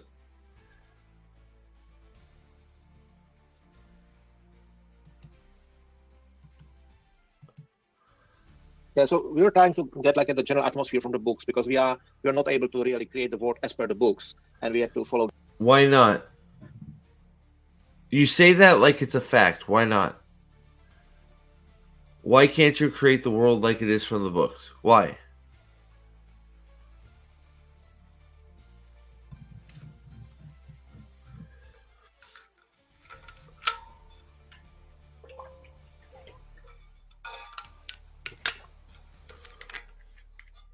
I think you're giving her too much credit, Trip. I don't think she tried at all. She was on board from the beginning.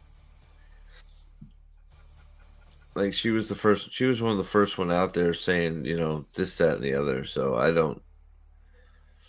I think she's part of the crowd that is happy that Wheel of Time has some sort of Hollywood basis now, and she's just using it for all, to eat at all the fancy restaurants and have her name out there as somebody who's important on a Hollywood production.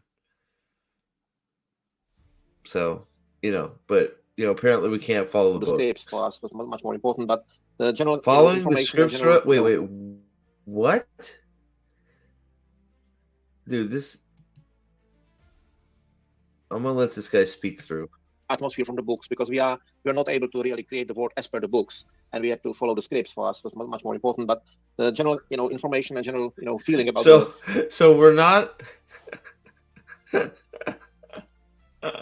so we're not able to make the world from the books, so we're just going to follow the scripts, which is much more important for us.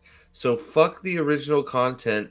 It's more important to us to follow what we wrote. Okay, got it.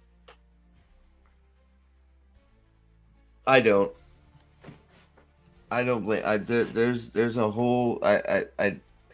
I'm not saying that they don't deserve a huge pile of it, but there's plenty of blame to go around, and Sarah Nakamura has plenty of the blame to take.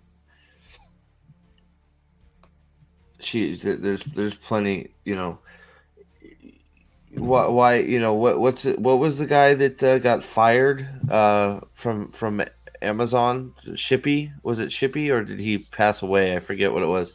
The guy that was the defender of the Lord of the Rings lore, the guy that got fired because he didn't want them doing what they were doing, so they fucking terminated him. That should be her. She should be going, you can't do this. Why are you doing this? This is fucking bullshit. You can't do this. And then she should be, and then she should have had to say that enough that if they kept doing it, she got fired for getting in the way. But that's her job. Her job is to tell them that they can't do the shit that she's doing, and she's not doing it. So, I put a large amount of fucking the problem on her because, whether she was out there saying, no, you can't do that. And enough times they said, well, we're doing it anyways. And she just gave up, or not, it's still on her. She didn't fucking, she's just fucking falling in line. So there's plenty of blame to flow around. Rafe and Rosamund Pike are a big part of it. But I think there's a lot more people that deserve a nice big part of the blame. Nations and the places and the towns and the landscapes really came from the books. So that's for me, that was more like the books. No, they didn't. You're lying. Landscapes really came from the books. So that's for me, that was more like the books gave us the vibe, and the script gave us the more like the layout of the spaces which we needed for the show. I think for us in visual effects, one of our main challenges beyond the shows is channeling. So the books especially are a really good starting point. Though I found that the channeling is described, but it isn't. So there was a lot of, sort of creative leeway in that as well. And I kind of extended that from not just the books, but I was really interested for the channeling about, with our cast involved. I spoke to the cast members who could channel about how they felt when they're channeling and what sort of part of the body they felt they were channeling from. So there's a kind of, a knock-on effect from the books themselves and how channeling and the characters had developed into our show, and how I could also take what our cast did in the show as well as the books and combine that with our channeling we were creating in season 2. What part of the body they're channeling from?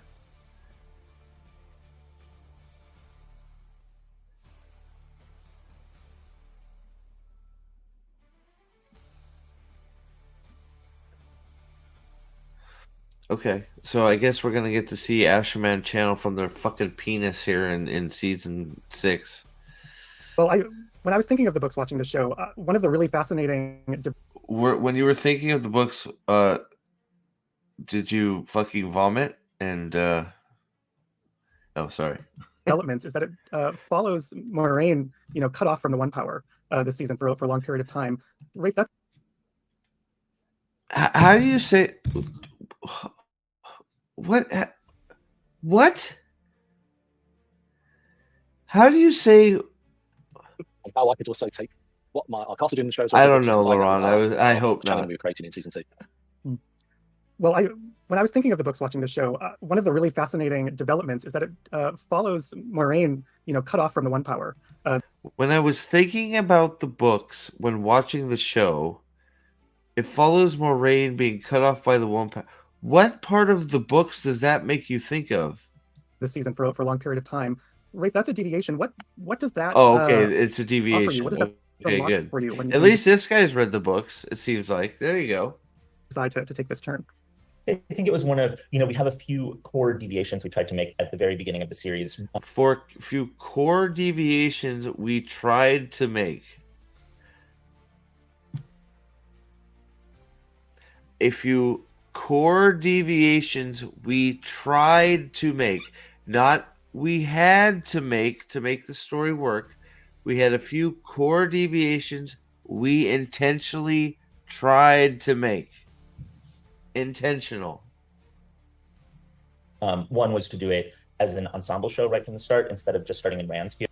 Mistake, complete failure. The books start just with Rand, but become ensemble books the whole way through. So we started as an ensemble, and we put the focus on Moiraine. We have Rosamund Pike playing this character, so it's not a character you can leave on the bench. For instance, It completely is. I'm so tired of this shit. Book 2, she has one chapter that she features in, and so what we really tried to do was look at that chapter. It's very much about the conflict she's having with her warder, Lan, and wanting to pull away from him, worrying that her quest shouldn't be his quest, that she's going to get him killed as she's getting everyone else killed, and kind of stripping her down to who she really is at the core. And that's what we wanted to do this season with the characters, to see the woman who exists there as opposed to just this sorceress. And how do you, sort of put a character in a position where you see the core of who they really are, is you strip away their crutches, you strip away their sources of power. And by taking the One Power away from Moiraine, I think across the course of the season, you actually get to know her much more as a woman and a human being. And it allows Rosamund to have opportunities to bring her humanity to the surface, so that at the end of the season, when she's back to being, the badass sorceress that we all love, you know so much more about her when you get there. Do we know anything about Moiraine other than that she's a lying bitch?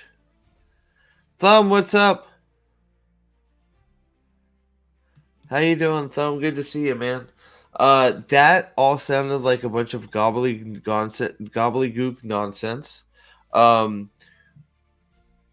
It's all I heard there was we have Rosamund Pike, so we need to have more Moiraine.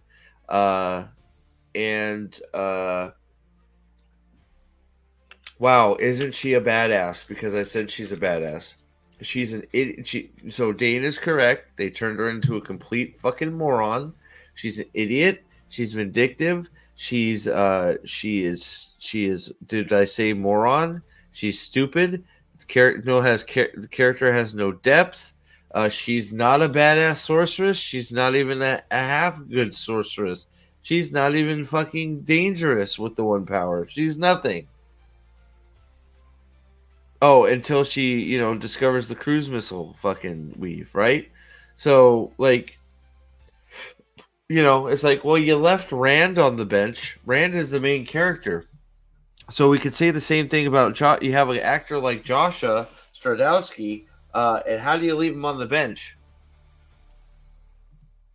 Why force anything? Doesn't that mean that you fucked up majorly casting someone you can't bench? That is exact. So 100% correct.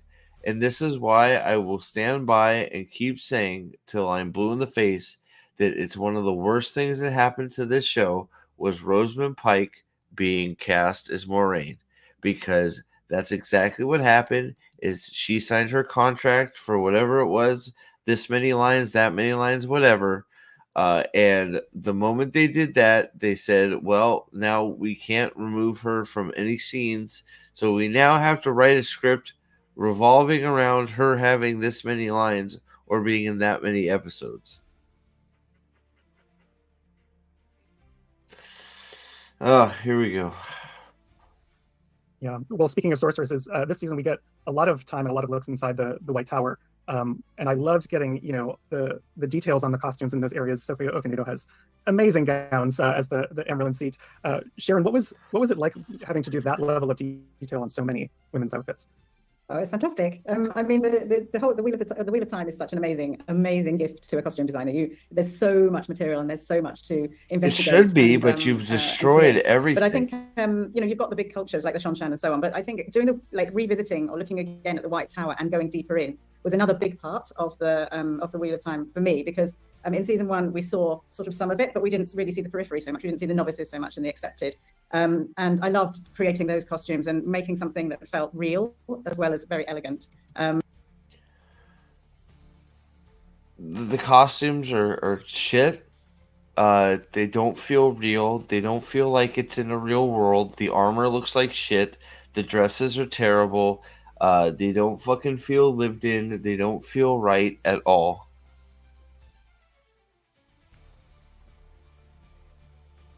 Yeah, and we get more. Let's have 18 different dresses for the 18 different Aes Sedai, because fuck it, we can't, you know, fuck the plebs in the world, right? Where was the massive cruise missile weave that the Trollocs attacked the Two Rivers? Seems like she didn't really try to save it. That's true. Yeah, when did she learn that? Oh, Lanfear must have taught her, because they're best buddies now. And then also for the actual Aes Sedai, there's 7 Aes Sedai, 7. I always, like, whenever I say that, I panic in case I haven't actually said it. 7 Ashes. She can't even fucking say the word. They all have a color, obviously, as you know, and they all have a function in the White Tower. And I then wanted to create like a kind of costume fabric set of information about each color, so that they could so that they would be, first of all, they'd be clearly differentiated from each other, but also so that there was a structure within the design for each color. Do we feel that at all? Are we being completely honest? Do we feel that each Aja has a different dress style that makes them completely unique? Because they all seem like just random fucking dresses with different colors, like they're Power Rangers to me. Who will pee on the tree next? Well, Frank, you have invoked the word of pee, so here you go.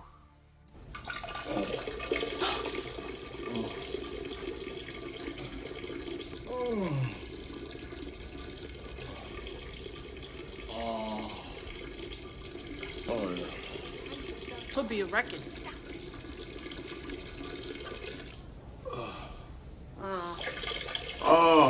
That counts. How long?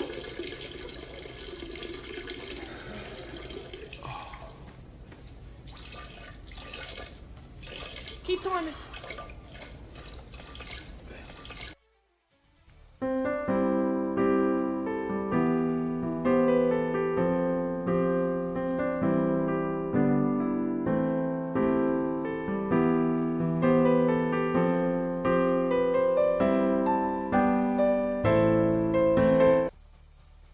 That flower at the end, man, gets me every time.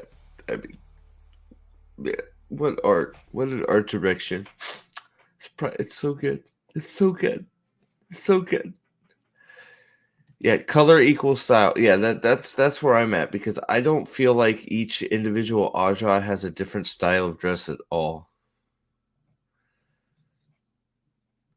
Well, Ishmael's on the right end of the wheel. Like I'm definitely team Ishmael on the show. Like, well, no, I mean, like, in like for some of the lady, if, I don't know if there's any more any other ladies lurking about in chat right now with Trip, but like I'm not trying to be like the rings are hideous, but like I know I cannot, there's times when I can miss certain like dress stuff. I don't feel like the dresses are different per Aja. I feel like the only difference is yellows wear yellows, grays wear grays, and browns wear browns. I don't feel like there's a special like there's any sort of uh like dress style that goes with any different other Aja or not. They all dress the same. It's just there's colors. So basically Power Rangers. Like, I don't know if I'm wrong, but like if somebody disagrees, that let me know. So that it also made it more interesting for me, and also to give it a sort of framework. So the blues, for example, my references were all about movement and flowing fabrics because they're spies and they move around. So it was sort of. What in the fuck?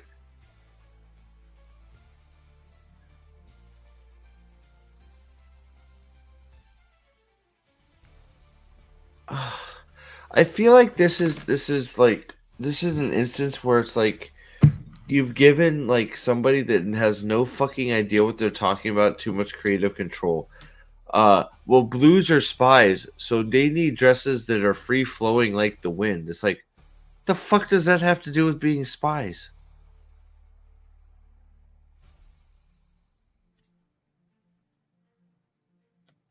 I mean, if anything, a good spy outfit would be an outfit that doesn't look much different than anybody else's so they can blend in, not a flowing fucking, ooh, your dress flows in the wind because you're a spy. It's like, the fuck does that mean?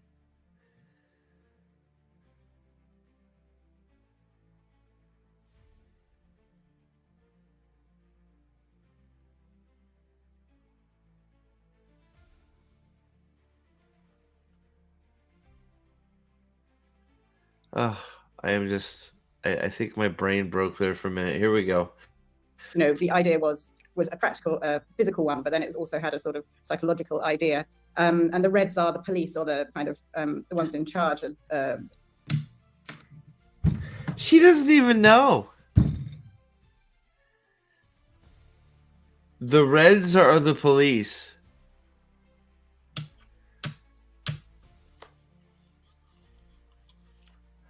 Or the ones in charge of is she gonna say men that can channel? Let's see if she actually gets it.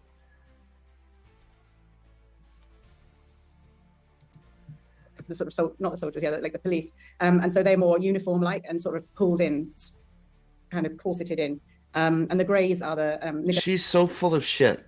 So the reds are cops, so they have tight clothes. Is that really what she's like? Like, what in the fuck is happening? Negotiators, so they were sort of like woven fabrics. So I was just using the ideas of the colors, and Wait, the ideas. why do the grays use woven fabrics? Why?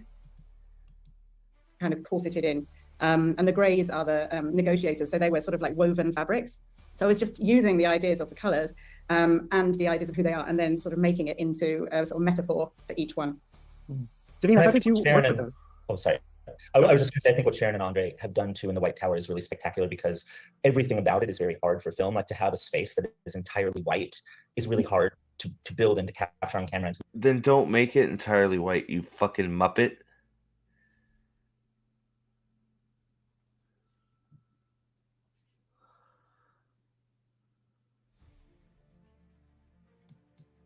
make it feel like it's 3,000 years old. And then Sharon is handed what I call the ugliest rainbow of 7 colors that really do not go well together. And she and Andre both work to make those 2 very difficult challenges look not only seamless on TV, but beautiful, actually. And you feel like you want to be a part of that world and lean into it.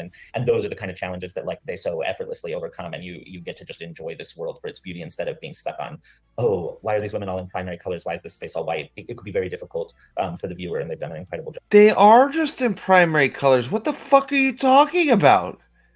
They're literally Power Rangers. Like, he just can't not lie.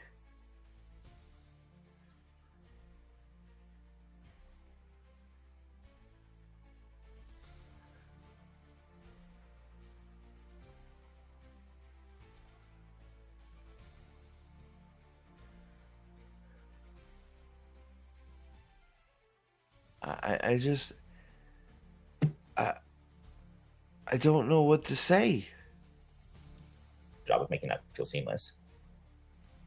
Yes, it could look sort of, color blocky if there wasn't enough thought put behind it.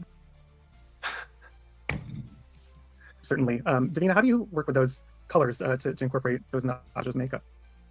Oh, look, it's a gift, really, what they have given me, what Sharon has given me, because I get to play with like balance, I guess, with hairstyles and certain looks. So I go towards, when I'm in the White Tower, everyone's more of an avant-garde towards a high fashion look for most of the characters, and I try and pull also some strengths. So when we are dealing with the reds or the warriors of the greens, I try and also combine a bit of strength into the hair, because it kind of balances out, their job, as well as the healers, which are the yellow. So they're a little bit more soft and the hair is up. So I try and give a good detail of different hairdos, and also I'm working with a lot of different ethnics in my world. So I try and pull also from where not only the character, but also who Rafe has chosen to kind of be either in the background or cast members. So I also try and pull from where they have also come from, and try and add a little bit of their culture into their hairstyle. And makeup for me for the White Tower is soft and natural. So it's pretty simple, and we just kind of give it some flair with the hairstyles and balance it out with the with Sharon's amazing costumes.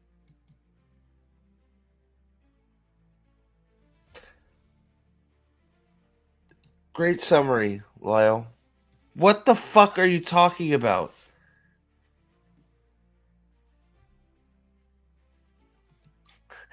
Sorry, I have to go. I can't survive this and Acolyte in only 2 days. I totally get it. But yeah, Lyle, I think you nailed it. What the fuck is she talking about? Want to be part of that world. Who would want to live in a world where Trollocs, which are practically the beastmen of Warhammer, exist and kill and people to eat? Yeah, that's true. True. Very true.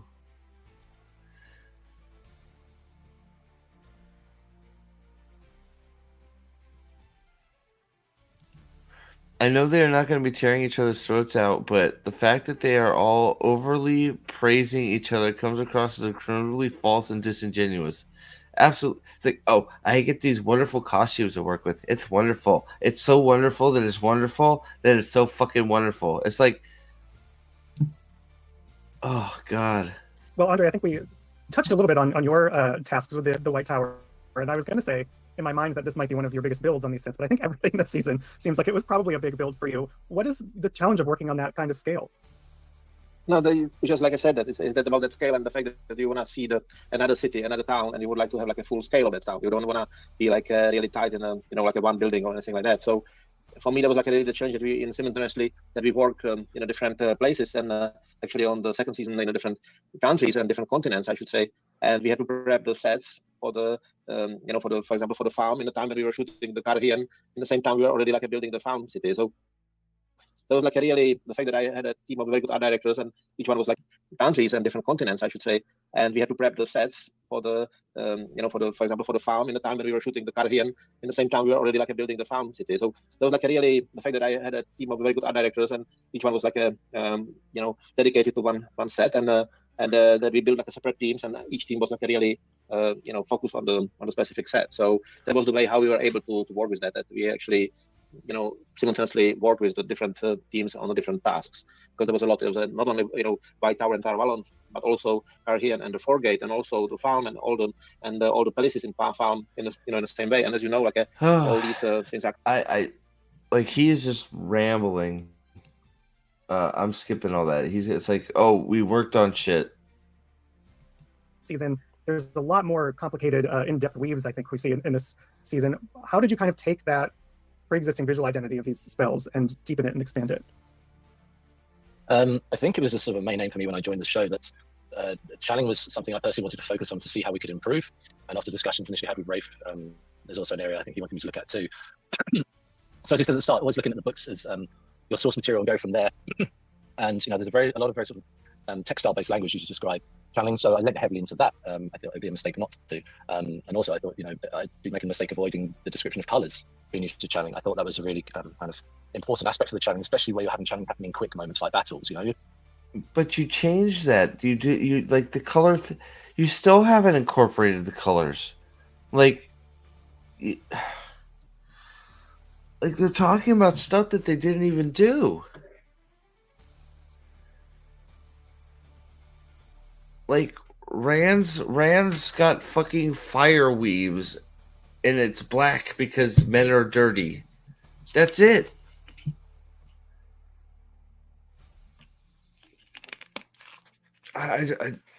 They're just like, this is crazy. Kind of interesting to know what goes into making a weave, and the quickest way of doing that is showing through color. And so we've been very true to the book, true to the books and the colors that the blue represents water, for example, green and earth, and there. Hey guys, do you guys remember the description of what the colors of the weaves are? Yeah. Fuck off. Certain approaches to it. And so when I saw that, it was kind of, I wouldn't say a light bulb moment, but it was, that's channeling. That's it, because it felt, I think about what it could be, and that's why I came across the photographic technique of light painting, which had a very thready-like structure to it, well, and certain approaches to it. And so when I saw that, it was kind of, I wouldn't say a light bulb moment, but it was, that's channeling. That's it, because it felt beautiful, it felt powerful, it felt elegant, and it felt very striking as well. So that was our kind of our big influence for it. And then from there, it's about movement and say kind of getting it to react differently to different people. There's a much more of an organic feel to the Aes Sedai when they channel. For the Damane, almost like a cage around their arms to reflect the fact that they themselves are imprisoned. And then for the sake, there's a cage around. Is that what that is? Is a cage around their arms? Is that really what they're fucking doing? Like it's no. What? Oh.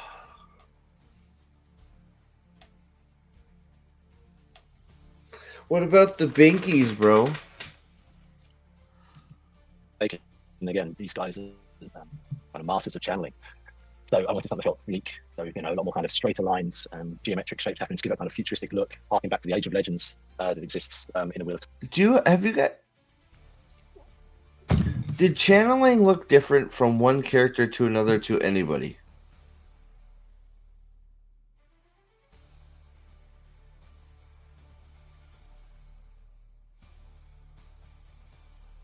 To anybody, because it all looks like the same fucking milquetoast bullshit to me.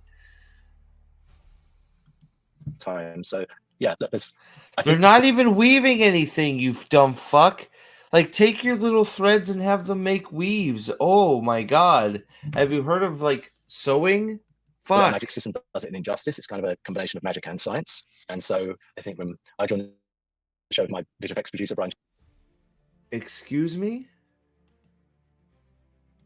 It exists in a Wheel of Time. So yeah, I think just call it a magic system does it in Injustice. It's kind of a combination of magic and science. Help me out here, guys. So now weaving is magic and science. Why is weaving magic and science? Can somebody explain that to me?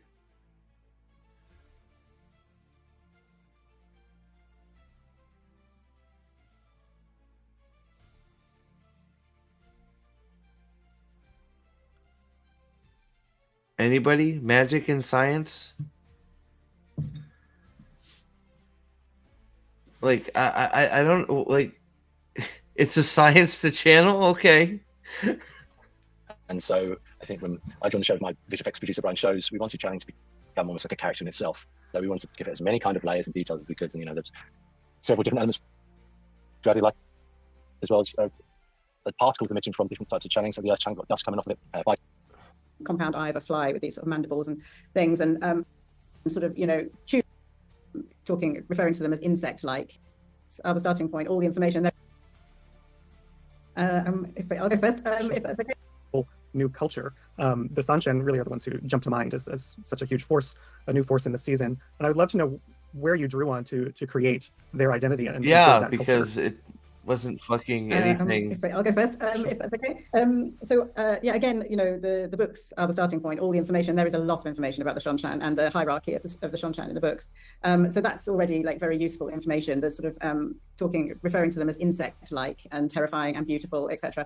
I mean, I will agree to disagree. Like, I mean, I guess you could stretch and say the order of weaves is, you know, I don't see that as science to me. I feel like that's the magic of it, is, you know, learning a weave and the technique to channel to make a fireball.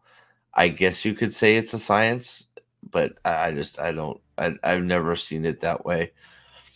I mean, you know, I guess the Terran Grawl could be, you know, referred to as a science because you're making something to amplify a channeler's ability. But I mean, channeling itself is, I don't know. I've never thought of it as a science.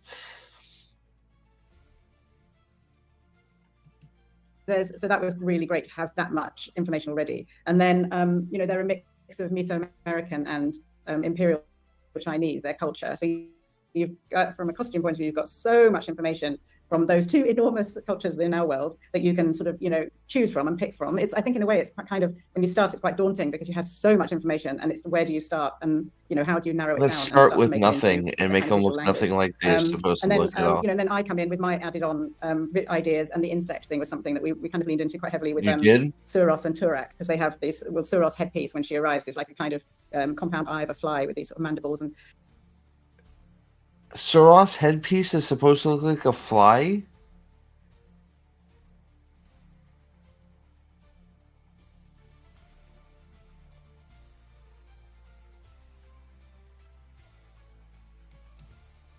things, and so it's, I think, I mean, it was just really exciting to create something like that that we hadn't seen before in season one. And Rafe's brief was helpfully something you've never seen before, something incredible that you've never seen before, or something like that. Well, they were especially difficult because they're, you know, the Shanshan have to feel like they're part of the Wheel of Time world, that it feels like our show, but then they also have to feel like they've been separated from all the other cultures for 1,000 years. And so, you know, it had to be different and alien feeling to our people, but also for someone just watching the Wheel of Time, it would feel like it fits inside the world of the show. So I think, you know, we had a big challenge for everyone right up front with the Shanshan. And I think a lot of the way it works is this team that's on, you can see their faces now, like working together, of Andy coming up with an idea for how the channeling will feel different. Sharon has, you know, this incredible color palette and costumes that then go holistically. And you don't see that, or I haven't seen that as much on other shows I've worked on, of people really working in concert together to try to build these cultures. And for us, that's a huge piece of how it works, is everyone kind of working to one vision and one goal, and then putting their own piece into it. And you know, just in my world, like the Shanshan when I first started on season 2 was one of the biggest things that I had to challenge.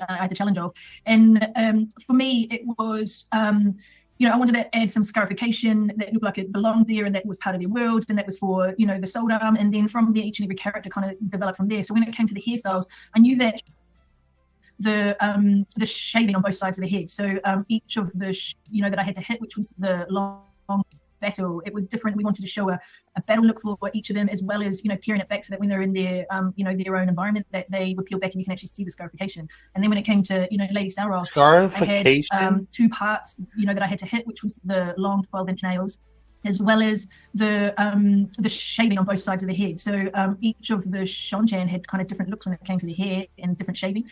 And so that's all that I had to kind of draw on. And from there, you know, the Shanshan just keep developing. And I wanted to make Sauroth, you know, kind of scary, but also someone that, you know, maybe you could approach, or, you know, so we just decided to kind of, you know, take off her eyebrows, and she had a full prosthetic headpiece on. And her having no eyebrows and having made her more approachable.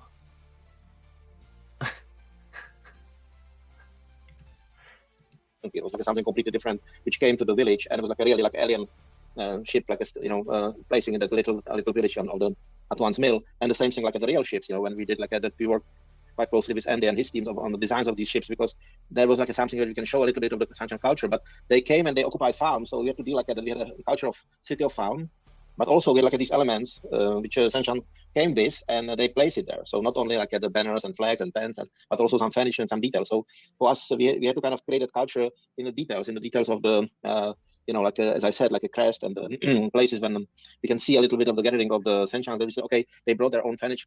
We tend to, as a department, riff off of other departments, especially with art departments specifically, and that's part of the fun, I think, for me in the filmmaking process, especially in visual effects. Visual effects is not just a post-production process; it's very much involved straight from the start. And an aspect I enjoy a lot is working with other departments and the other heads of department.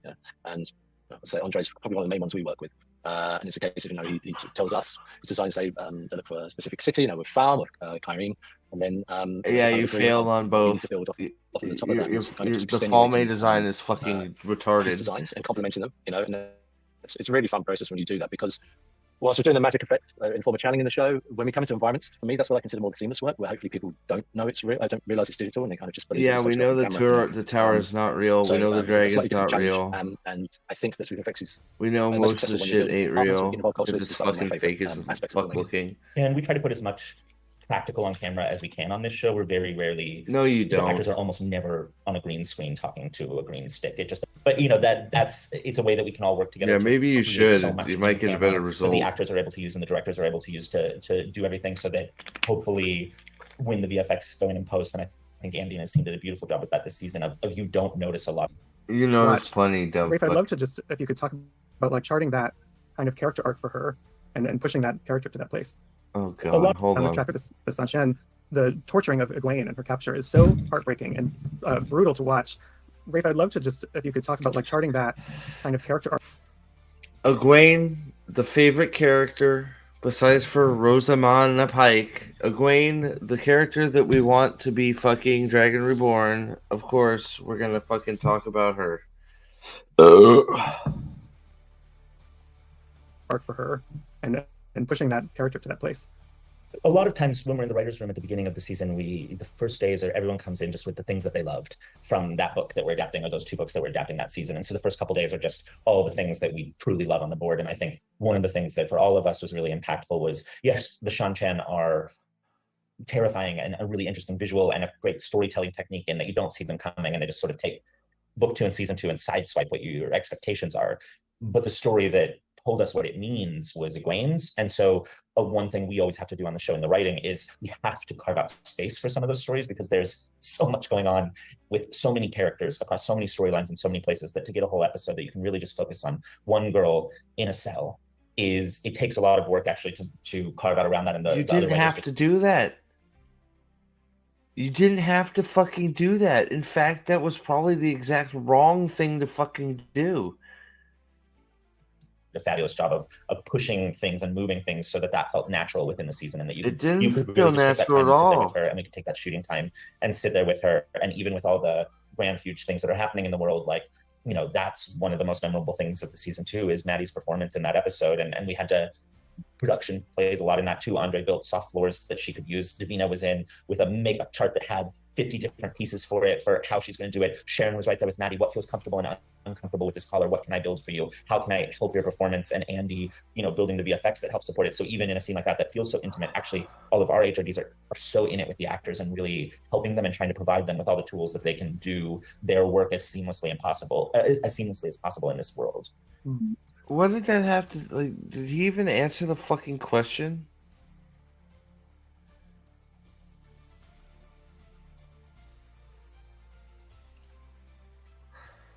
I don't even think he answered the question. Clearly, it requires everyone here to pull off something so epic. And before we have to wrap up, I would love to hear, because it's such a collaboration and things are only going to get bigger from here, I'm sure.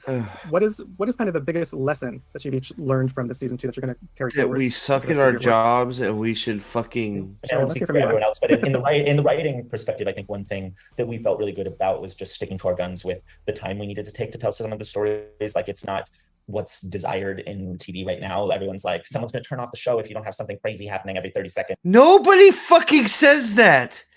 You dumb fucks say that. None of us fucking say that. Like, the fact that you all who sent the telegram to all of you fucking people that we have to have endless action happening and the fucking story can't breathe and develop. Good night, Lyle. Thanks for being here, dude. All right, everyone, it's been fun, but early day tomorrow I have to turn in. Hail, yo, Steve, and chat. Good night. Good night, buddy. Thanks for hanging out, dude. Like, that is one of the most bullshit lines I've ever fucking heard. That the audience is too stupid to hear to hear good dialogue and let a fucking scene develop. Because the audience needs action, action, action, action, action, action, action. Fuck off. You're so full of shit.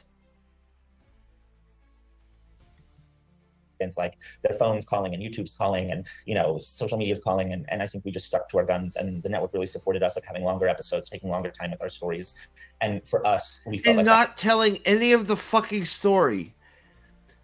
So you're telling, so the network supported you having longer stories and longer fucking episodes, yet you still couldn't get 10 episodes in the season to tell the proper story. You still didn't tell the story, even though the network was supportive of giving you extra time to tell it. You told some bullshit fucking hacked up version of it.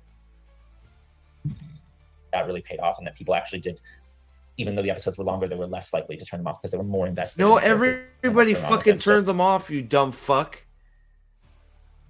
So from my perspective, that's something that I found to be a really good. All that matters is your perspective. So yeah, fuck everybody else. Is just trust these characters, trust the story, and let it, you know, take the time it needs to be told.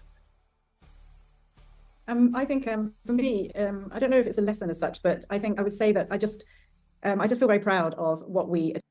Shut the fuck up.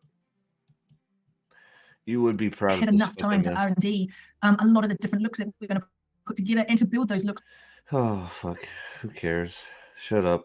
You're a makeup person. You have no consequence in this show. You know, the thing which we tried to do in the first season, and I think that we improved it a lot in the second season, is that, and that's something which we really, you know, when we had like our very first discussion with Rave, really at the beginning of the prep of the first season, was that idea that actually this show is grounded, and that's what Rafe mentioned today, that actually that we can see like the personal characteristic of like each person. We see that they are alive and they are real like people, and that's what happened to Moraine, that we saw her like a house and we saw her place where she grew up, and also, for example, what happened to Egwene, that we actually saw her, you know, details, and we saw her like really like in pain, and that was.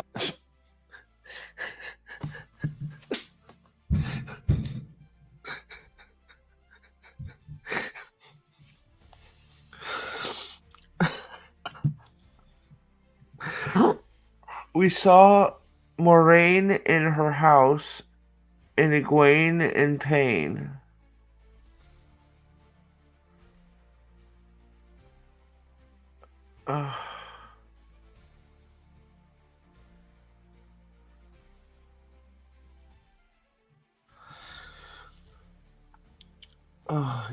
It's messing with my channel. What happened?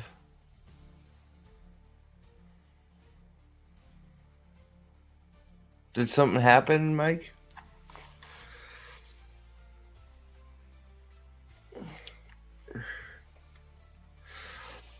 Oh, God.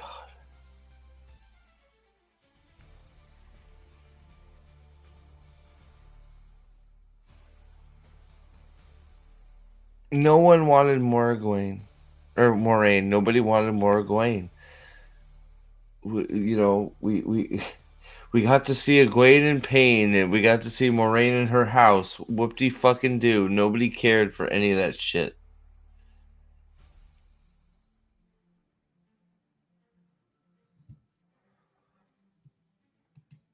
Oh, well, that would explain why we like the viewership isn't growing.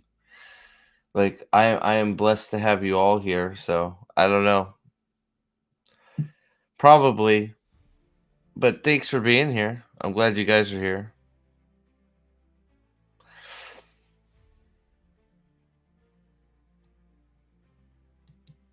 Something that I think was very important for me, that we realized that the fact that every character and every location, every space, and everything what we are doing is actually grounded, and kind of we can believe in it. We can believe that somebody living in the spaces. Do you believe anybody is living in any of those fucking places?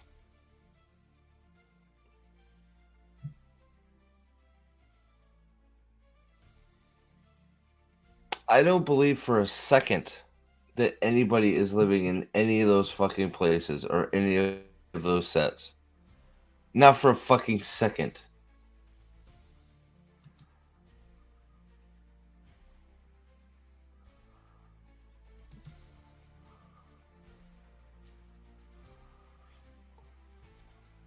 I'm gonna try something.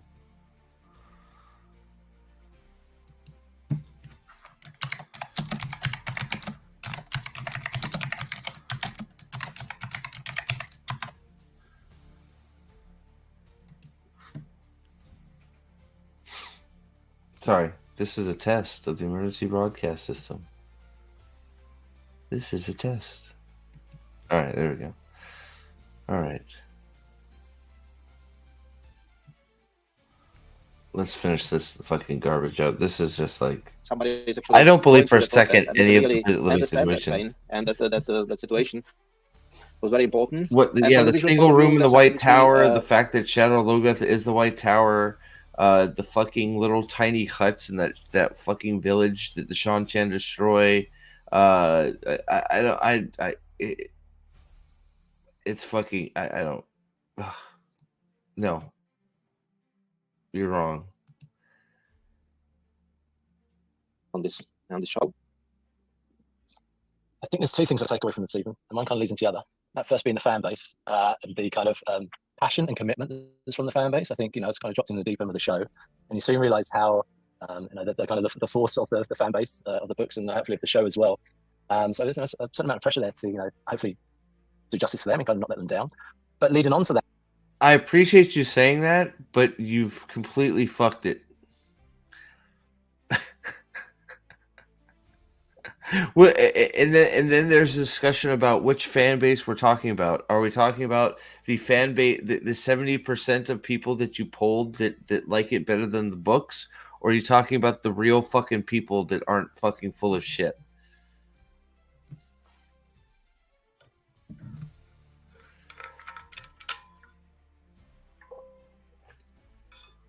Right? Like, so I appreciate him saying that, but the fan base has cried out and said no. All I had to do is look at the fucking numbers.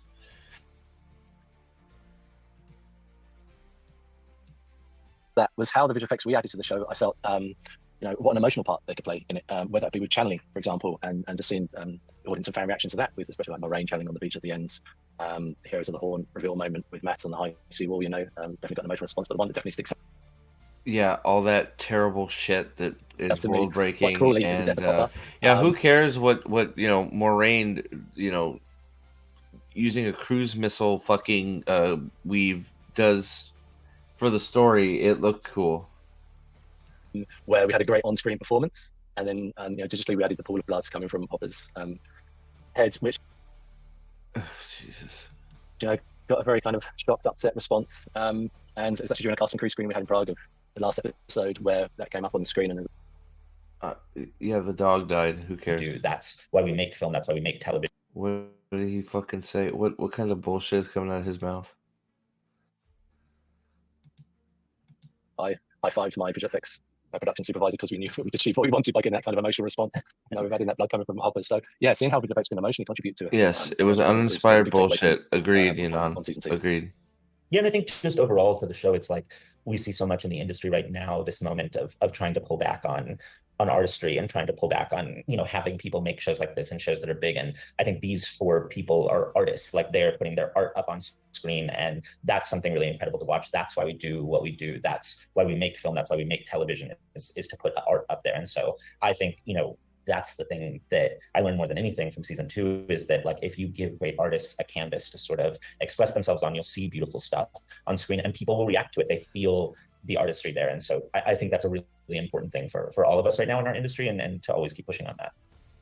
Yeah, I agree. That thing about just more giving every single person on camera something really interesting to look at makes it feel grounded, as Andre said. It makes it interesting, and it just adds detail. I never, any character that I designed, I didn't give them more value or less value than the principal characters, because I think it's important that everybody has a look to them and a feel to them that feels very textured and interesting and believable. And then you're with them, you're in the story, and you go with it. You continue to follow the story, and you're part of their experience. Well, it's incredible work this season. So thank you all so much for sitting down with me, and we can't wait to see where the story continues next. Oh, thank you. Season 3 we're watching right now in London, and it's wild. It's a great continuation of what they'd already done in season 2. So I'm excited for people to see it. Well, I thought that season 2 was massive. Season 3 is just blew my socks off. So I still haven't got over it. You're all so fucking bullshit. Fuck off. I fucking can't stand these fake fuckers. Like it's so frustrating. It is so incredibly frustrating listening to all these fake it's just, oh my god.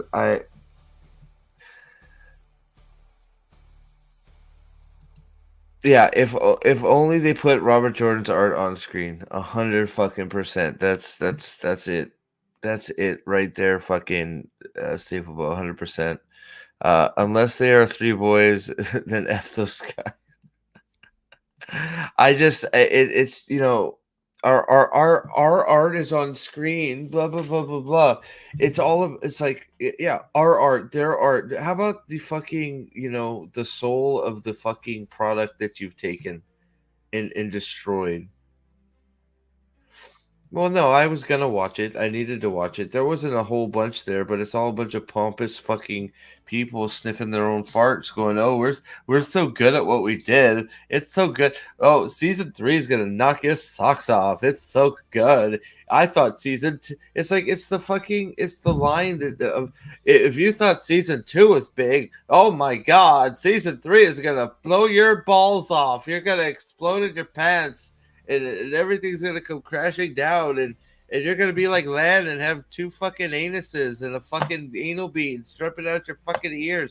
Like, it's all bullshit. It's all bullshit. Nobody likes the show. Nobody talks about the show. You can, you know, I've asked people at my work about it. They fucking have not. They're like, I don't know what the fuck that show is. It looks stupid. And that's exactly right. That's exactly it, Sabo. If you thought season 2 was bad, just wait for season 3. It's gonna fucking knock your socks off. It is It's going to be absolutely fucking horrendous. And there is no way it's not going to. I am just, at this point, I am just curious how low we go. How low is viewership going to get? Because remember, we started season 2 with over half of the viewership not even starting the season. Like, they lost over half the viewers between seasons. Season 1 was so bad that people, like most people, didn't even come back to try and see what the fuck was going on with season 2. My ex-wife, who has read the series through 2 or 3 times, her new husband, who is a big fantasy fan, reads Stormlight, all that shit, they can't even remember where they stopped watching because it was so bad. People can't get through it. It's so bad. Like, it's not even, and again, Wheel of Time product, it's fucking horrible. Fantasy product, it's horrible. It's not even like it's a good fantasy show that doesn't follow the Wheel of Time books well. It's just a shit show all around. It does rival these other. It does rival the Acolyte.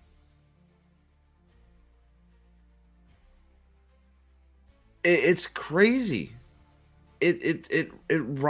All the worst shows you can think of, Wheel of Time rivals it.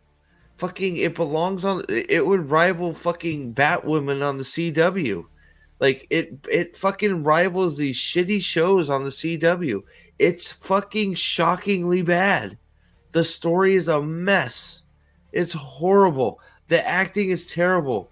The fucking goddamn special effects are not good. Now, at least the fucking special effects guy is like, we don't want to let. It's like, well, I'm sorry, man, but you've let us down completely.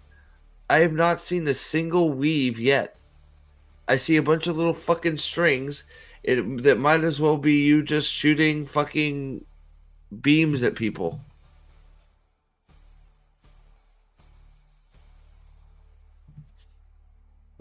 The characters aren't the characters. They're not doing the things they're supposed to be doing. They're not in the places they're supposed to be. They don't look like it. No matter how much bullshit you want to tell me about how you've concentrated on making each Aja unique, and the wind flows with the blues because they're spies, and there's fucking daisies on the yellows because they fucking heal shit. Shut the fuck up. It's not there. It's all in your head. That shit is not present. It's not there. And even if it was there, why? Just make a good costume. How about instead of spending time on all these stupid alterations on these dresses, you learn how to make some fucking chainmail in some plate fucking pauldrons, and learn how to armor up these soldiers so they don't look so fucking stupid. It's crazy how the only network that can do armor is fucking HBO. HBO is the only network that can do fucking armor properly. And it's fucking nuts that they're the only ones right now that can do it. Every other network, it looks fake as fuck. It's fucking nuts. So, well, guys, thank you for hanging out. It's been real. I wasn't sure how long I was going to go tonight anyway, so I wasn't sure I was going to go tonight at all. So, thank you guys for hanging out. Next time, I think maybe I'll try and make a community post too if YouTube isn't shouting out my stuff. I'm not surprised.